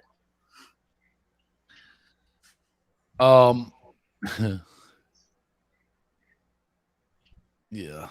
The tackling, okay, so the tackling in my eyes is, I've always had this philosophy about tackling. We finna jump your A. Meaning, so here's a philosophy I have at the very beginning about it. Talking how I talk to players. If you're a running back on your first carry, if all 11 people hit you, you've been hit 11 times. I don't care if a toenail hanging out to a fingernail, all of us getting to the ball. On by the third carry, you should have been hit 33 times. He can't last all game. I'm just talking about how you get the mentality of getting guys to the ball, right? It's just how you get. See, because a lot of people are visual, and they're like, damn, Cole, you right. I said, dog, imagine you got hit 33 times on the third play of the game. You've been hit 33 times, dog. Like visually, can y'all picture somebody, like you just picture the pile jumping on you, right? Do you picture that? Do you picture that, D? I picture a couple people getting kicked out of the game too, but yeah. But it also does what? But it gets you a visual of saying getting to the football. It gives you a visual of gang tackling, yes. Of gang tackling. Right. It does. And so what we trying to, but we also saying how we gonna wear this dude down. Right. Bro, people can't take that punishment, dog. Right. So he gonna have 20 carries tonight? Bro, that dude been hit over 200 times, dog. Like that's how, like you have to create that visual for them. And so I said all that to say this. Back to tackling. We also don't know where our help is coming from. That's why we overrun plays. That's why tackling looks bad. If I know if I'm in this angle right here and you're running in this angle, I'm running to get my head across your thigh board, because if you cut back on me, I know I got my cutback player here, I got my force player in front of me, and I got a dude coming over the top of me. But if I think I'm always a one-on-one tackle, I'm always going to miss, because now I'm breaking down and now it doesn't work in tandem. Does that make sense what I'm saying, guys? It does. There's a trust factor in there. So if I'm running this way and my little cane juice cup is coming this way, I want to get my head across the front of it. If he cuts back on me, I got to trust my homeboy is there. I'm not worried about the optics of, oh, he got cut back on. No, my homeboy's supposed to be there. But if everybody's getting to the ball like that, then that's where we are. You get what I'm saying? Yeah. That's just how I look at it. Right. In that sense. So gang tackling. Now, you do have to make open field tackles. Here's where that donut came about, dog. I actually had ordered one before. I'm going to tell you what it does. It's all about how you use it. I'm be honest, it's a great way to do it without having to use a player. But it was enforced for the gator roll tackle that you see. That donut is rolling. Mm-hmm. You're supposed to do the same thing with it. Run through it as you drive. Don't dive at it. Drive your body through it until your feet run out from up under you. You understand? You're supposed to run until your feet run out from up under you. When you hit that ground, you twist and roll with it. That's how you get guys down. That's why you see a lot of that gator roll tackling. It's not made for power more than it is staying low. You got something that's moving and you're not hitting a live body so you don't tear up ACLs.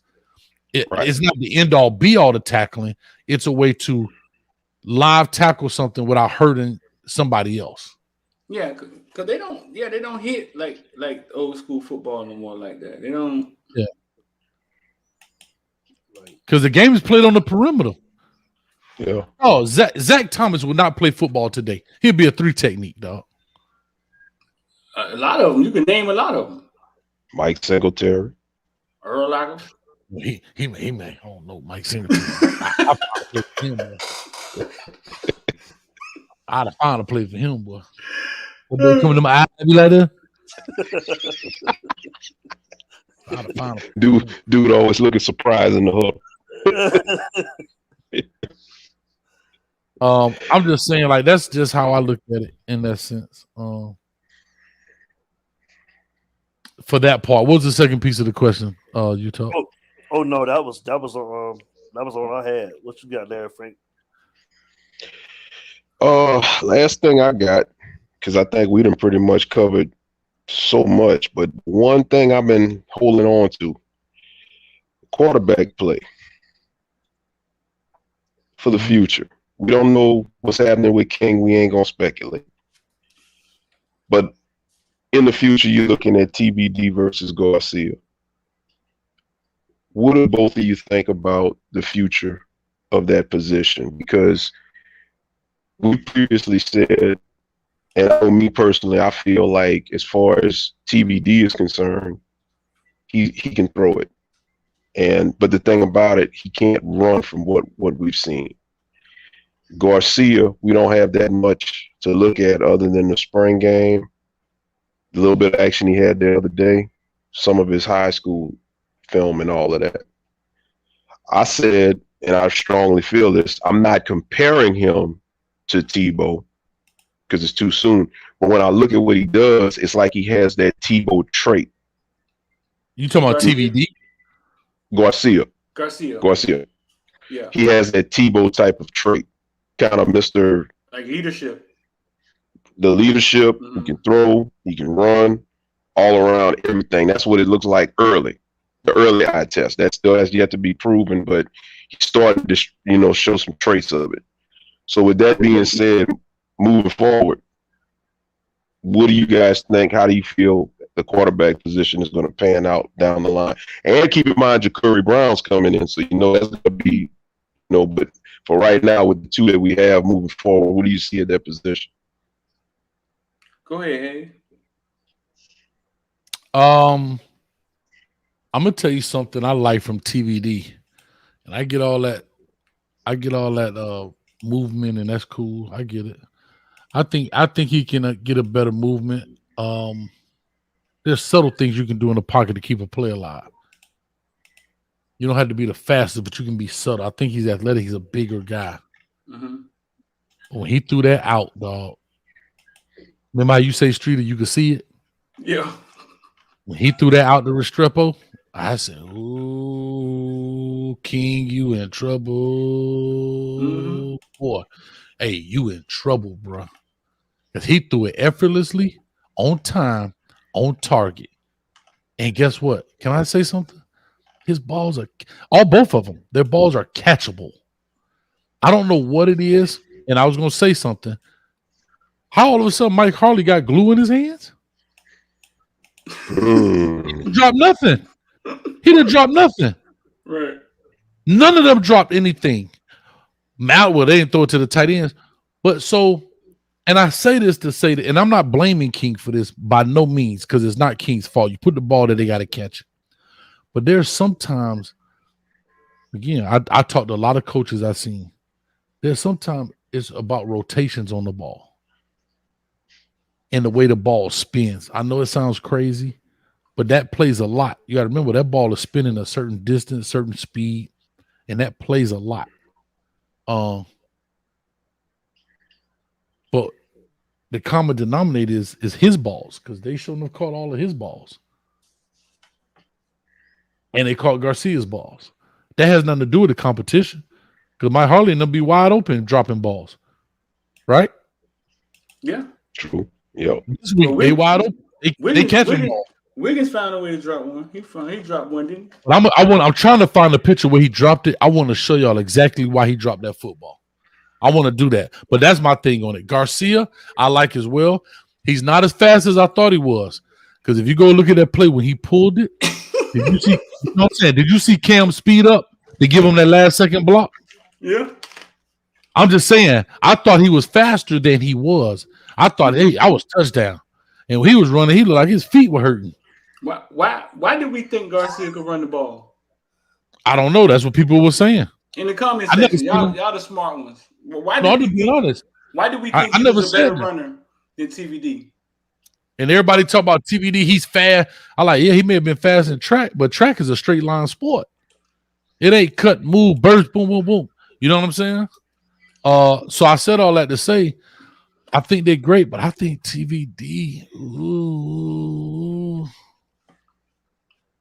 I think it's his job to lose. I'll put it that way. He has to lose it.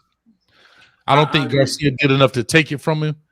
He's gonna have to go out there and shit the bed. Excuse my friend. He's gonna have to go out there and crap the bed in order to lose that job to Jake right now. That's my opinion. Because that out.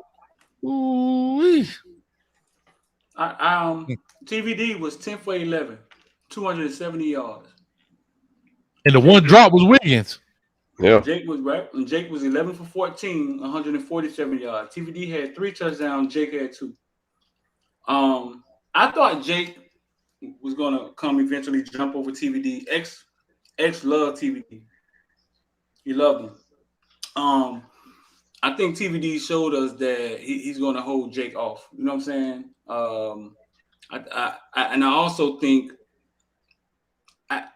what was weird to me is I started looking at the offense and saying to myself is, when King in the game, do they have to do different things? Because these boys was going up top. They was everywhere with it. You know what I'm saying? So is King limited to do things in that offense, but the leader of the team, so they had to go with him? You know what I'm saying? Yep. That's what I started looking at. But I think it'll be TVD. I think it'll be TVD, then Jake, and then somebody. I heard Ja'Carr Brown is coming in to take it all. That's the consensus. I mean, because they said that's Lashley's his optimum type of quarterback. So that remains to be seen. It don't matter. He ain't gonna be here. He's not. The firing is inevitable. Think about it. You think what he's at? Manny get fired. All that's gone. It's gone. Yeah. I remember Teddy Bridgewater. I still cried sitting on the edge of the bed. They fired Randy. Everybody wanted Randy gone. Teddy Bridgewater came back to Louisville. And think about what Bridgewater did. Yep. Came back and punched us in the mouth. Yeah. I still have flashbacks. Teddy Bridgewater decommitting. I knew who he was. I did too. Coached against him in the Soul Bowl. Here go the funny thing, right? Coach against him in the Soul Bowl. I get the FIU. Coach against him at Louisville. But them boys set out some of these fireworks. Coach, the man up the top was talking about, don't score no more. I ain't got no more fireworks. Guess who was still out there? Eli Rogers, his teammate. Coach, them same cats, Coach. I'm like, dang. Coach, for real, the man up the top of Papa John's Stadium. Hey, Coach, don't score no more. I ain't got no more fireworks. Oh, they with us 78-7. I knew exactly who he was. I knew he was. I remember Northwestern was asking, man, who their next quarterback gonna be after Ja'Cory leave? Man, what we gonna do? I said, boy, y'all quarterback is walking around y'all school right now. He just ain't playing. He just ain't playing. It wasn't his time yet. Because he was at Bunch Park, right? He was at Bunch Park. 9th grade, Bunch Park. I came home from the military to see them play. I didn't know who he was. First play of the game, he went up top 70 yards. I asked my uncle, why is he out here? Man, Toro, man, paid. Toro got him back out here. Listen, like, what is he doing out here? Who is this? He go to Crazy Thing Street. Toro got him. You know he live right by Norland. Mm-hmm. Cool, you can throw a rock at Norland, see how it goes. Get what I did. You like 9th grader on youth football. I remember his last youth football game. They put him at wide receiver. They was losing by 10, and he had caught 2 balls in a row. He came to the line and pointed to the safety and told the safety, man, listen, man, you need to get over here. Because little Timmy cannot guard me. Fool, listen, I wish I was recording football games then. He said it was me and AJ, central coordinator in the stands. Man, he pointed and said, man, you need to come help him because he having a rough time over here. We had him. Randy got fired. So listen, all this fire Manny, I'm telling you, there's a lot come with it. You know what I'm saying? There's a lot come with it. Not saying he don't deserve to be. Everything y'all saying is valid. It's a lot come with it. It's a lot come with it, and y'all gonna have to ride that wave. Y'all gonna have to ride that wave when it happens. So it's the time. When you fire somebody, you got to be prepared for a lot of things that happens with that. You know what I'm saying? It's a lot of things that's gonna happen. That's why I said if you fire him, you can't fire him off emotion. You got to fire him. Forget the rumblings. You got to have a guy that's ready right now, that you already got in line. Maybe it's one of these analysts in Charlie Strong. I'm just saying the name. Like maybe it's a guy that's not in the head coach role right now. Maybe it's a guy. Oh, look at Marshall, how they did with the running back coach from Alabama. They already had him in line. Yeah. Like, you know what I'm saying? It may be that kind of guy that you can go ahead, because if you leave a gap in a month or 2 month gap looking for a head coach, I don't want to be funny guy. I might be an FIU fan, cuz. No, I'm being serious. Because but this is what Street is talking about, starting over. You got to have a guy in there that's gonna keep the continuity. Like, boom, this was happening. This is the plan. He already ready to go. He had the bowl game if we get there. Like, you know what I'm saying? He had the bowl game just watching to see what his talent looked like. Remember those days? Yeah, we can't be playing. We can't get up to 2 months with no coach. But we've never seen him move like that, have we? We've never seen him move like that. The recruiting's too fast. We about to watch one out with USC. Oh, the recruiting's too fast. Remember, signing day is February now. Well, early signing day as they call it. It ain't no more February. That's signing day. Yeah. I'm talking about December. I said February. December. December is early signing day. That's signing day. Because late signing day. It's signing day. It is signing day. Yeah, it is signing day, but that's what I'm saying. It's early. It's December. You can't be playing around, dog.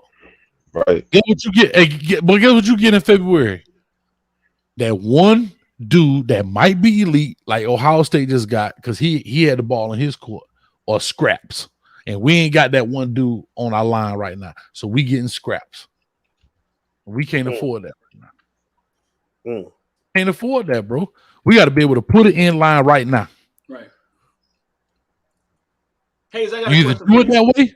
Okay, hold on. Let me. Either you do it that way, or I hate to say it like this. You get Manny through here, right? You let him sign that first class December and fire his ass the next day. That's kind of what I'm hoping. Now that you break it down, which I Street, I got to give you props because I think it was after the Michigan State game, you and X were talking about that, and I remember X like, man, he got to go, and I remember you, Street, are saying just what you're saying right now, like you stand to lose the recruits if you do it.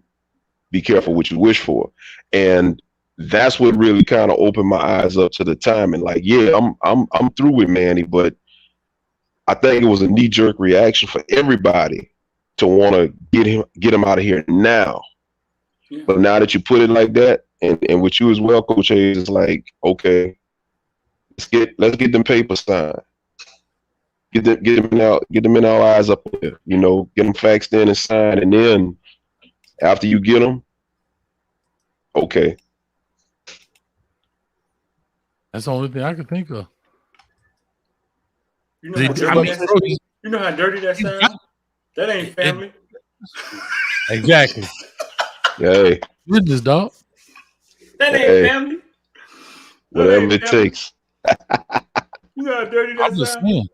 Coach, as soon as you get them in, they sign on the dotted line. Hey, bro, holla at you. But you had to have a guy coming in right after he get fired. As soon as he get fired, because then them guys. That's how you think we got Cody Brown. Yeah. How you think we got Cody Brown? We got Cody Brown that same way. They coach get fired. He like, man, I need to get up out of here. NCAA say, you cool, go ahead, dip.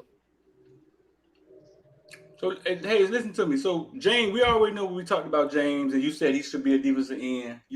That's where his money is, right? Oh, okay, yeah. Good. I want to make sure I'm clear with that. That's where his money at, right?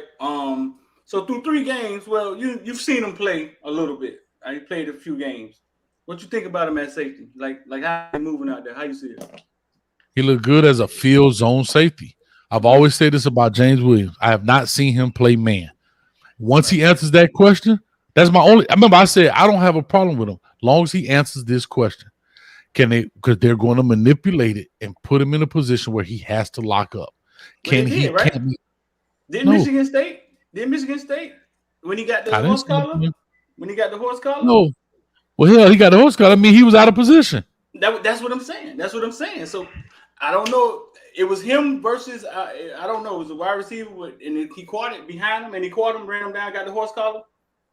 Yeah, but that if I remember that play, I don't remember looking at it to find out what kind of coverage he was in. I remember the play very well. My question is, I'm gonna go back and look at it here in a second, then. But my question is, I guess if that's the case, he was behind him. I mean, but I don't know if he was playing man, and I have to look. Right. I don't know if they was in man. The people in the comment section gonna let you know what they was in. They'll tell you what number of play it was in the game. They'll tell you everything, which way we was going. I'm like Players Club. I don't trust nobody information but my own. Oh Lord. So you're saying the challenge will come him and man. So you need to see a little more. I want to see him because they're going to manipulate. He's a big, impressive looking dude. He's rangy. Like I said, the only gripe I had with him in the game was he didn't attack that interception at the highest point. That was my only thing. He let that ball get low and he was downhill with it. Right? You 6'5", you got to get up to the 10-foot mark to get that ball out there because a better receiver go snatch it from you. While you down there at the bottom looking at it, better receiver come snatch it from you. So, but again, that's coaching, that's that. But he should know that by this level because he did it on his high school tape. You know what I'm saying? Like, so that's all I'm saying. Yeah, I want to answer the question. If they manipulated where he has to cover man, can he do so? That's it. That's all I'm asking. Right. Gotcha. And what I don't want to have happen to him, let me go back to my part here. I don't want him to get to a point where people find that's his chink in his armor, and now he can't be on the field because he's more of a liability than he's a help. Now you're in the struggle mode of saying, dang, this dude's so talented. Where do I put him? I.e., Mark Pope. Where now, bro, you're going to tell me Mark Pope is talented. Like, I understand you catch the ball, but there's like, this dude is left to covering the doggone gunner on punt return and going to ask the coach against the boo-boo school of the year, can I go play DB? And he don't get into the fourth quarter. Like, he is in desperation mode for his opportunity to go to the next level. And now he'll be selling insurance by February. That's just what it is. His real life starts. Come May of next year. I don't know when he graduate, but come May of next year, he is a citizen. He's no longer in service, dog. He a regular dude. Right. You come out 5-star this, 5-star that, and don't even you ain't gonna get a cup of coffee, bro. They might try you just to try you because you there. They put you on practice squad to see what you got just to try you. You work your hard all your life for this for $65,000. You on the practice squad? That's real. And you got all that talent. That's the hard part. And I don't want to see that for James.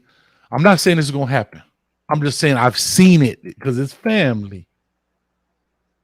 Now he in senior year and he in desperation mode because he's trying to get on the field. Right. He could have dominated that for 4 years. Well, he big as our damn defensive ends. And more athletic.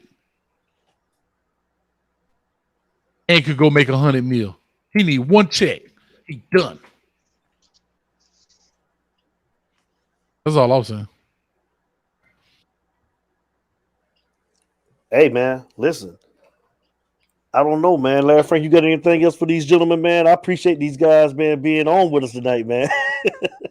Man, I'm just soaking it all in, man. Like I said, I watch both of their broadcasts religiously. I take the information in, man, and I just learn a lot. And just to be able to talk to them, direct, man, I'm just soaking it all in, man. Like I said, it's all about different perspectives, and that's the beauty of it. We have our perspectives, but hey, man, iron sharpens iron. You know what I'm saying? So to get these different perspectives, bro, it's just straight gems and knowledge being dropped, and I appreciate everything. Real talk. Two legends, man. OGs. Two legends on You Talk tonight. And I done told both of you guys, man, we love both of y'all, man. We watch both of y'all shows. And I want to truly say thank you to both of you guys for coming on and giving us and the You Talk family y'all time tonight, man. You Talk family, Kane Nation. Let's give it up. Footballville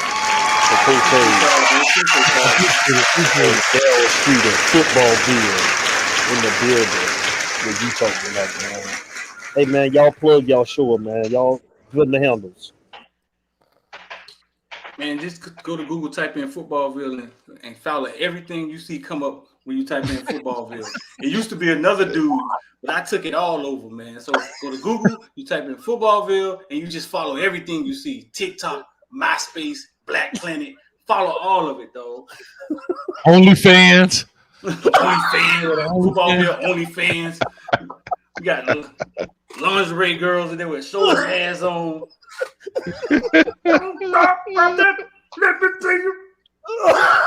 Oh man, just put her in the bus. All of that boy sound like he at the John Walsh Center. Huh? Well, I done been at the John Walsh Center many a nights, bro. Yeah. But real quick, to answer your question though about Street and Man, guess what play that was? I mean, I'm talking about James and Man. Guess what play that was? The one with Gervin Hall ran into the. I'm quick with it, boy. I don't play. Hey, I watch film for a living, dog. I watch the same play when Gervin Hall ran into that dude. Same play. So it was a screen pass. It was a screen pass. He saved it. Was a screen. Oh, okay. Yeah, but guess what? One more step, that boy was gone. If he didn't grab him by his collar, he was gone. I'm looking at it right now. So it was a screen pass. Gotcha. Yeah, it was the same play. So he wasn't in man. It was the three people missed the dang on tackle. Then he came across late. That might have been the second worst play of the season this year, dog. Got a 15-yard penalty. Gervin Hall got on. Come on, man. That might be right behind the Alabama second longest pass play in Alabama history. We just be making history all across college football, don't we? Bro, we break. You know what? For the past couple years, we break a lot of records, but the wrong side of it. What is that, man? We making history all across college football. Yeah, man. But anyway, man, yeah, dog. Let me see. Man, we've been on hit. It's 11:40 already. I know, man. We on Host Holloway time now, man. Come on, man. 3 hours, 4 hours, man. Three and a half hours. 3.5. Hey, man. Oh, man, I didn't realize you had on the Raiders shirt. Oh, come on, dog. Oh, man, I ain't no come on, dog. You already know what it is. Hey, don't even try it. Check me out, Street. Yeah, you already know. Hey, this for you, dog. Hey, this for you right here, D. This for you. Don't talk to This. Man. There you go, there, Frank. I see that. Yeah, you come right out of the comic book, dog. I ain't gonna tell them nothing about my Steelers, man, because I know I'm gonna get it even worse. So you got a Steelers? Hold on, this for you, Larry Frank. Congratulations, you played yourself. Oh man, I did. Come on, dog. Yo, how you? Ain't no high nothing. Don't even try. Nah, it's Raiders over here. We ain't got no offense. We got no offense. Ben no line. Ben is overplayed it. Yeah, it's over. Street up 3-0, baby. Boy, I had to do it to y'all yesterday. Raiders got lucky yesterday, man. Hey, tell the truth, dog. Y'all 14 points, Streeter, man. We spotted y'all 14, man. Y'all did. Our running back named Gatsby. How about this? How about this? So we talk about this. What a Miami coach? Flores? Yeah. Man, he finna get Miami. He finna get the Dolphins back on track. Them boys know what they doing, I'm just playing. I was just playing. I think he might be the real. Somebody brought up a name, and I thought about it. I don't know, but I don't know. I got to look more to it. But somebody did bring up Jim Caldwell. He should have never been let go from all. I saw that. Yeah, yeah. I don't know where it came from, but I heard that.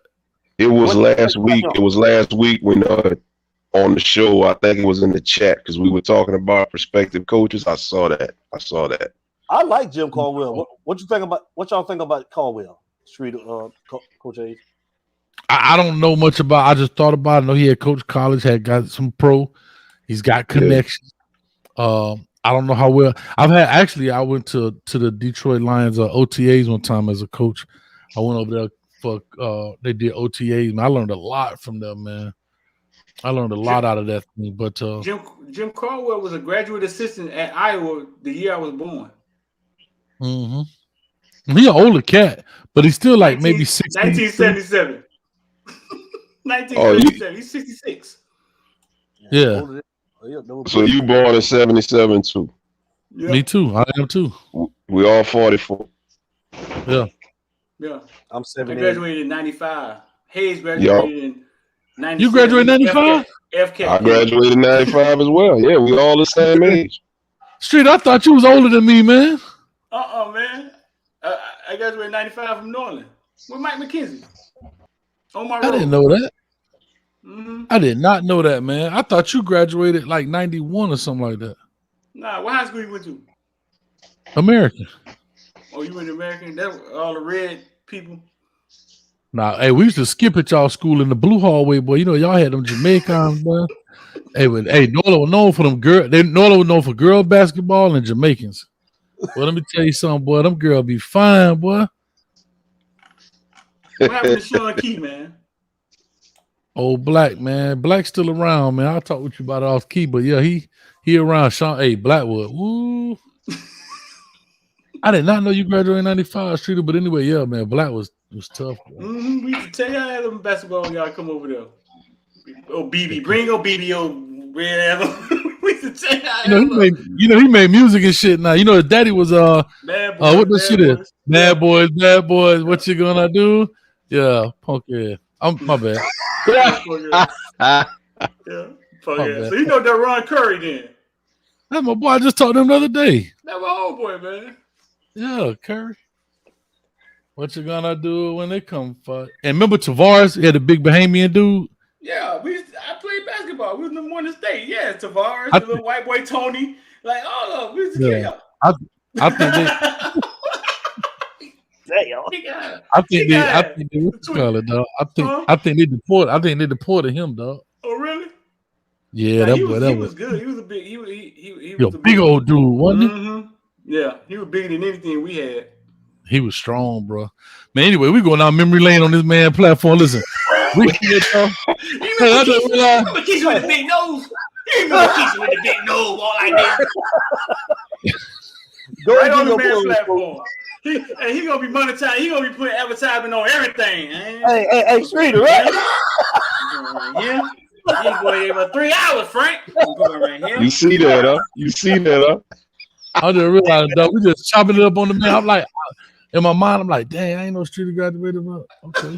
Yeah, so you know with Kanan Lamb and all them. Man, that's my homeboy, man. Yeah, I use some of his beats, Lamb Track Productions, man. You see me on my Instagram. The funny thing about it, dog, Lamb stayed around the corner from me, right? So this my mama said that, you know, back in the day, people used to share baby clothes. I ain't trying to embarrass the man. But, you know, he was like a year younger. So, you know, the baby clothes, you get a baby clothes to the youngest family friend. You know what I'm saying? Yeah, dog. So me and his daddy used to drive buses. You know, we had to get him M&M transfer, minority majority transfer. So I went to Miami Lake. And his daddy used to drive the bus for the school, man. Yeah, man. Because he Spirit of Christ Church. Yeah, man. That's good. Mm-hmm. You know who he grew up to be, though, right? Yeah, I know he made beats for like Jasmine Sullivan and all them cats. I seen him the other day. He just got big. Bro. He produced most of Missy catalog. Yeah. He was big time at FAMU now. He was killing him at FAM, boy. Kanan biggest problem, Kanan just wasn't fast. Right. Kanan could catch that rock though, but he just couldn't outrun nobody, dog. Yeah, they call it the Amigos or something, right? Yeah, my dog swole up now. That boy like eating good in the hood. Yeah. But So I'm saying, hey, see what I'm saying, dog? I'm coming there with Missy Elliott and Trick Daddy. Anybody want to? No, I'm telling you, dog, we not jamming in that thing, boy. Hey, boy, let me tell you. Hey, and forget a turnover chain. We got a turnover donk. Sebastian gonna be driving the donk, doing donuts in the end zone. You got to jump in the back of that thing. Dog, what you think they should do with the chain, dog? Scrap it. Lock it up and don't put it back out. Yeah.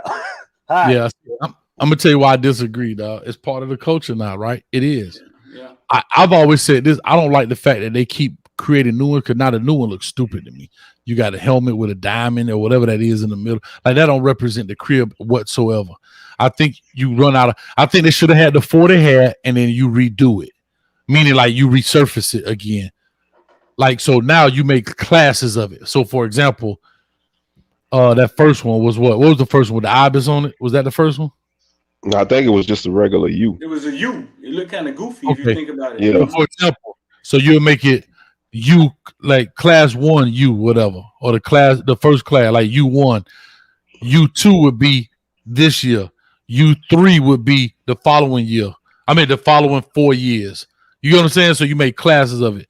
So now, but if you keep going, you run out of ideas, dog. That's what people don't realize. You run out of ideas, and now it started to get gaudy. Like the chain even look way thicker and big. It look yellow now. I don't even look gold no more. I thought the best one was the 305. Think so? I think the best one was Ibis, dog. I've seen them like cool. Close up. Like I think if you see them close up or hold them, you gotta respect it. Yeah, like you got to get it in your hand and see it. You know what I'm saying? You gotta respect like this one right here. If they was gonna do this one, I would have loved to see the 2 hurricane flags. I thought that'd have been great. Right. You know what I'm saying? When we did about 15 or 20. Right. See, I think that's where it went wrong. That's where it went wrong. When we go to Bama and we down by 20, 30 points. But it's a tradition, bro. When they send a media kit, the turnover chain has stats. Who had it? How many times they had it? When they had it? It is part of what we do now. It is. Yeah. You know what I'm saying? So, and I don't think you don't take it off. I'm gonna tell you what happened though, and there's a problem with doing stuff innovative like that. Once he became the head coach, now you needed something for the offense, and I think the rings are corny. I think the rings was like too much, but you had to do something for the offense because you did something. That was the hardest part of like when I became a head coach instead of just defensive coordinator. Damn, it's like having 2 kids. What I do for one, I got to do for the other. You see what I'm saying? Yeah. Right. I don't think they should have did anything for the offense. I think they should have kept it what it was. Yeah. But now, yeah, like you don't make jewelry. You have to find them something different. You shouldn't have made them any jewelry. You should have found something different for their celebratory part of scoring. Right. See, people say don't bring it out when we down 21, right? Nah, you can't. You got to keep it going. Nah, you good. Think about Cam Kitchens, true freshman at Alabama. Gets a turnover, about to pull the chain out, right? You take that from him, like you take that, you take that experience from him. True freshman, first college football game, he got to put the chain on. That picture forever will be framed in his house. Right. Okay, we lost, but as a freshman, I got on the field my first game, and I put the turnover chain on. I mean, it's tough. I understand emotionally what people are saying. I get it. When they put that chain back in the box, I was like, man, don't bring it out again. That just signified what's going on today. When they took it out and they had to pack it back up, they pack it back up. Did they see it? I'm checking my email to see if they sent out the little media guy. Because soon as the chain come out for the first time, they send us an email. And then they give us this whole write-up on what it is, where it went. It went to, you know what I'm saying? Your grandma had to put her wedding ring in it. And they tell us everything about the chain. But when they put it back up, they didn't send out the email. I was like, boy, that's just how the day going. But I don't think you can get away from it. I think it's some recruiting thing that we have, and it's part of the culture now. I think it's great. No, it's great, dog. It's something that we started. That's like saying, oh, you can't come out in the smoke no more because y'all 2-8. Like, it's just what it is. Like, we gotta stop. That's great, Don. What Don just said is great. Well, here's awesome. A thought. It's better so we don't look goofy. Great job, Don. But I'm just saying we gotta stop being emotional about things. You know what I mean? And you make a great point, Street. I didn't even think of it. You said this kid opportunity, and we take it away because somebody else. I want on the field. I want my love just like everybody else want their love. You know what I'm saying? So I get it, dog. I just think it's part of a process, part of our culture, and that's just what it is, dog. I don't think we could take that away. And I think the University of Miami, whoever the next head coach is, should not be allowed to take that away or put that away. That's the same way you can't come in as new head coach. I'm going to change their colors. No, this is the school color. This is part of the school culture. You understand? There's certain things you're not going to do. Like, you ain't going to stop the University of Miami from coming out in the smoke. We started that. You got every high school in the world coming out in smoke now. So just because I'm the new head coach, I don't like that smoke. It irritate my skin. Well, guess what? Walk your behind around. Could you imagine the value of those chains? You're an investing guy. Like, the value has to be going up on those chains, dog. Right. But not only that, I do think they need to stop making new ones. I think they need to recycle them. I think they should do that. I think they should get it 4 and you recycle for each class. You know what I mean? The first was 17, 18, 19, 20, 21, 22, 23, 24, 25. And each of them represent. I'm part of the U class. I'm part of the 305 class. I'm part of the Florida class. I'm part of the IBIS class of turnover guy. You get what I'm saying? Yeah. Because eventually you're just getting gaudy. It's getting stupid, dog. What you gonna do this 20 years? Have 20 chains up there? Like, I'm just saying, like, once it's a tradition, it doesn't stop. Eventually, it gets old. Like that. You know what I'm saying? Like, what you gonna do? Put a jersey on the next one? An orange jersey, a green jersey, a pair of pants? Like you come up with it. Get foolish. It get foolish after a while. Yeah, you're gonna run out of ideas. I'm sure in the locker room, the man is telling them basically, listen, man, everybody was all over it when we started it. We changed college football. I remember being on the sideline running. When they get that chain, the media runs to that spot because you wanted to get that first picture. Now people want to get down on it. That's when you just start telling people, man, listen, man, we this eyes in here. We don't listen to them. Because you see, they could be up on us and they could be down on us. You know what I'm saying? Right. This is what we do. This is our process. We can't really listen to the noise out there.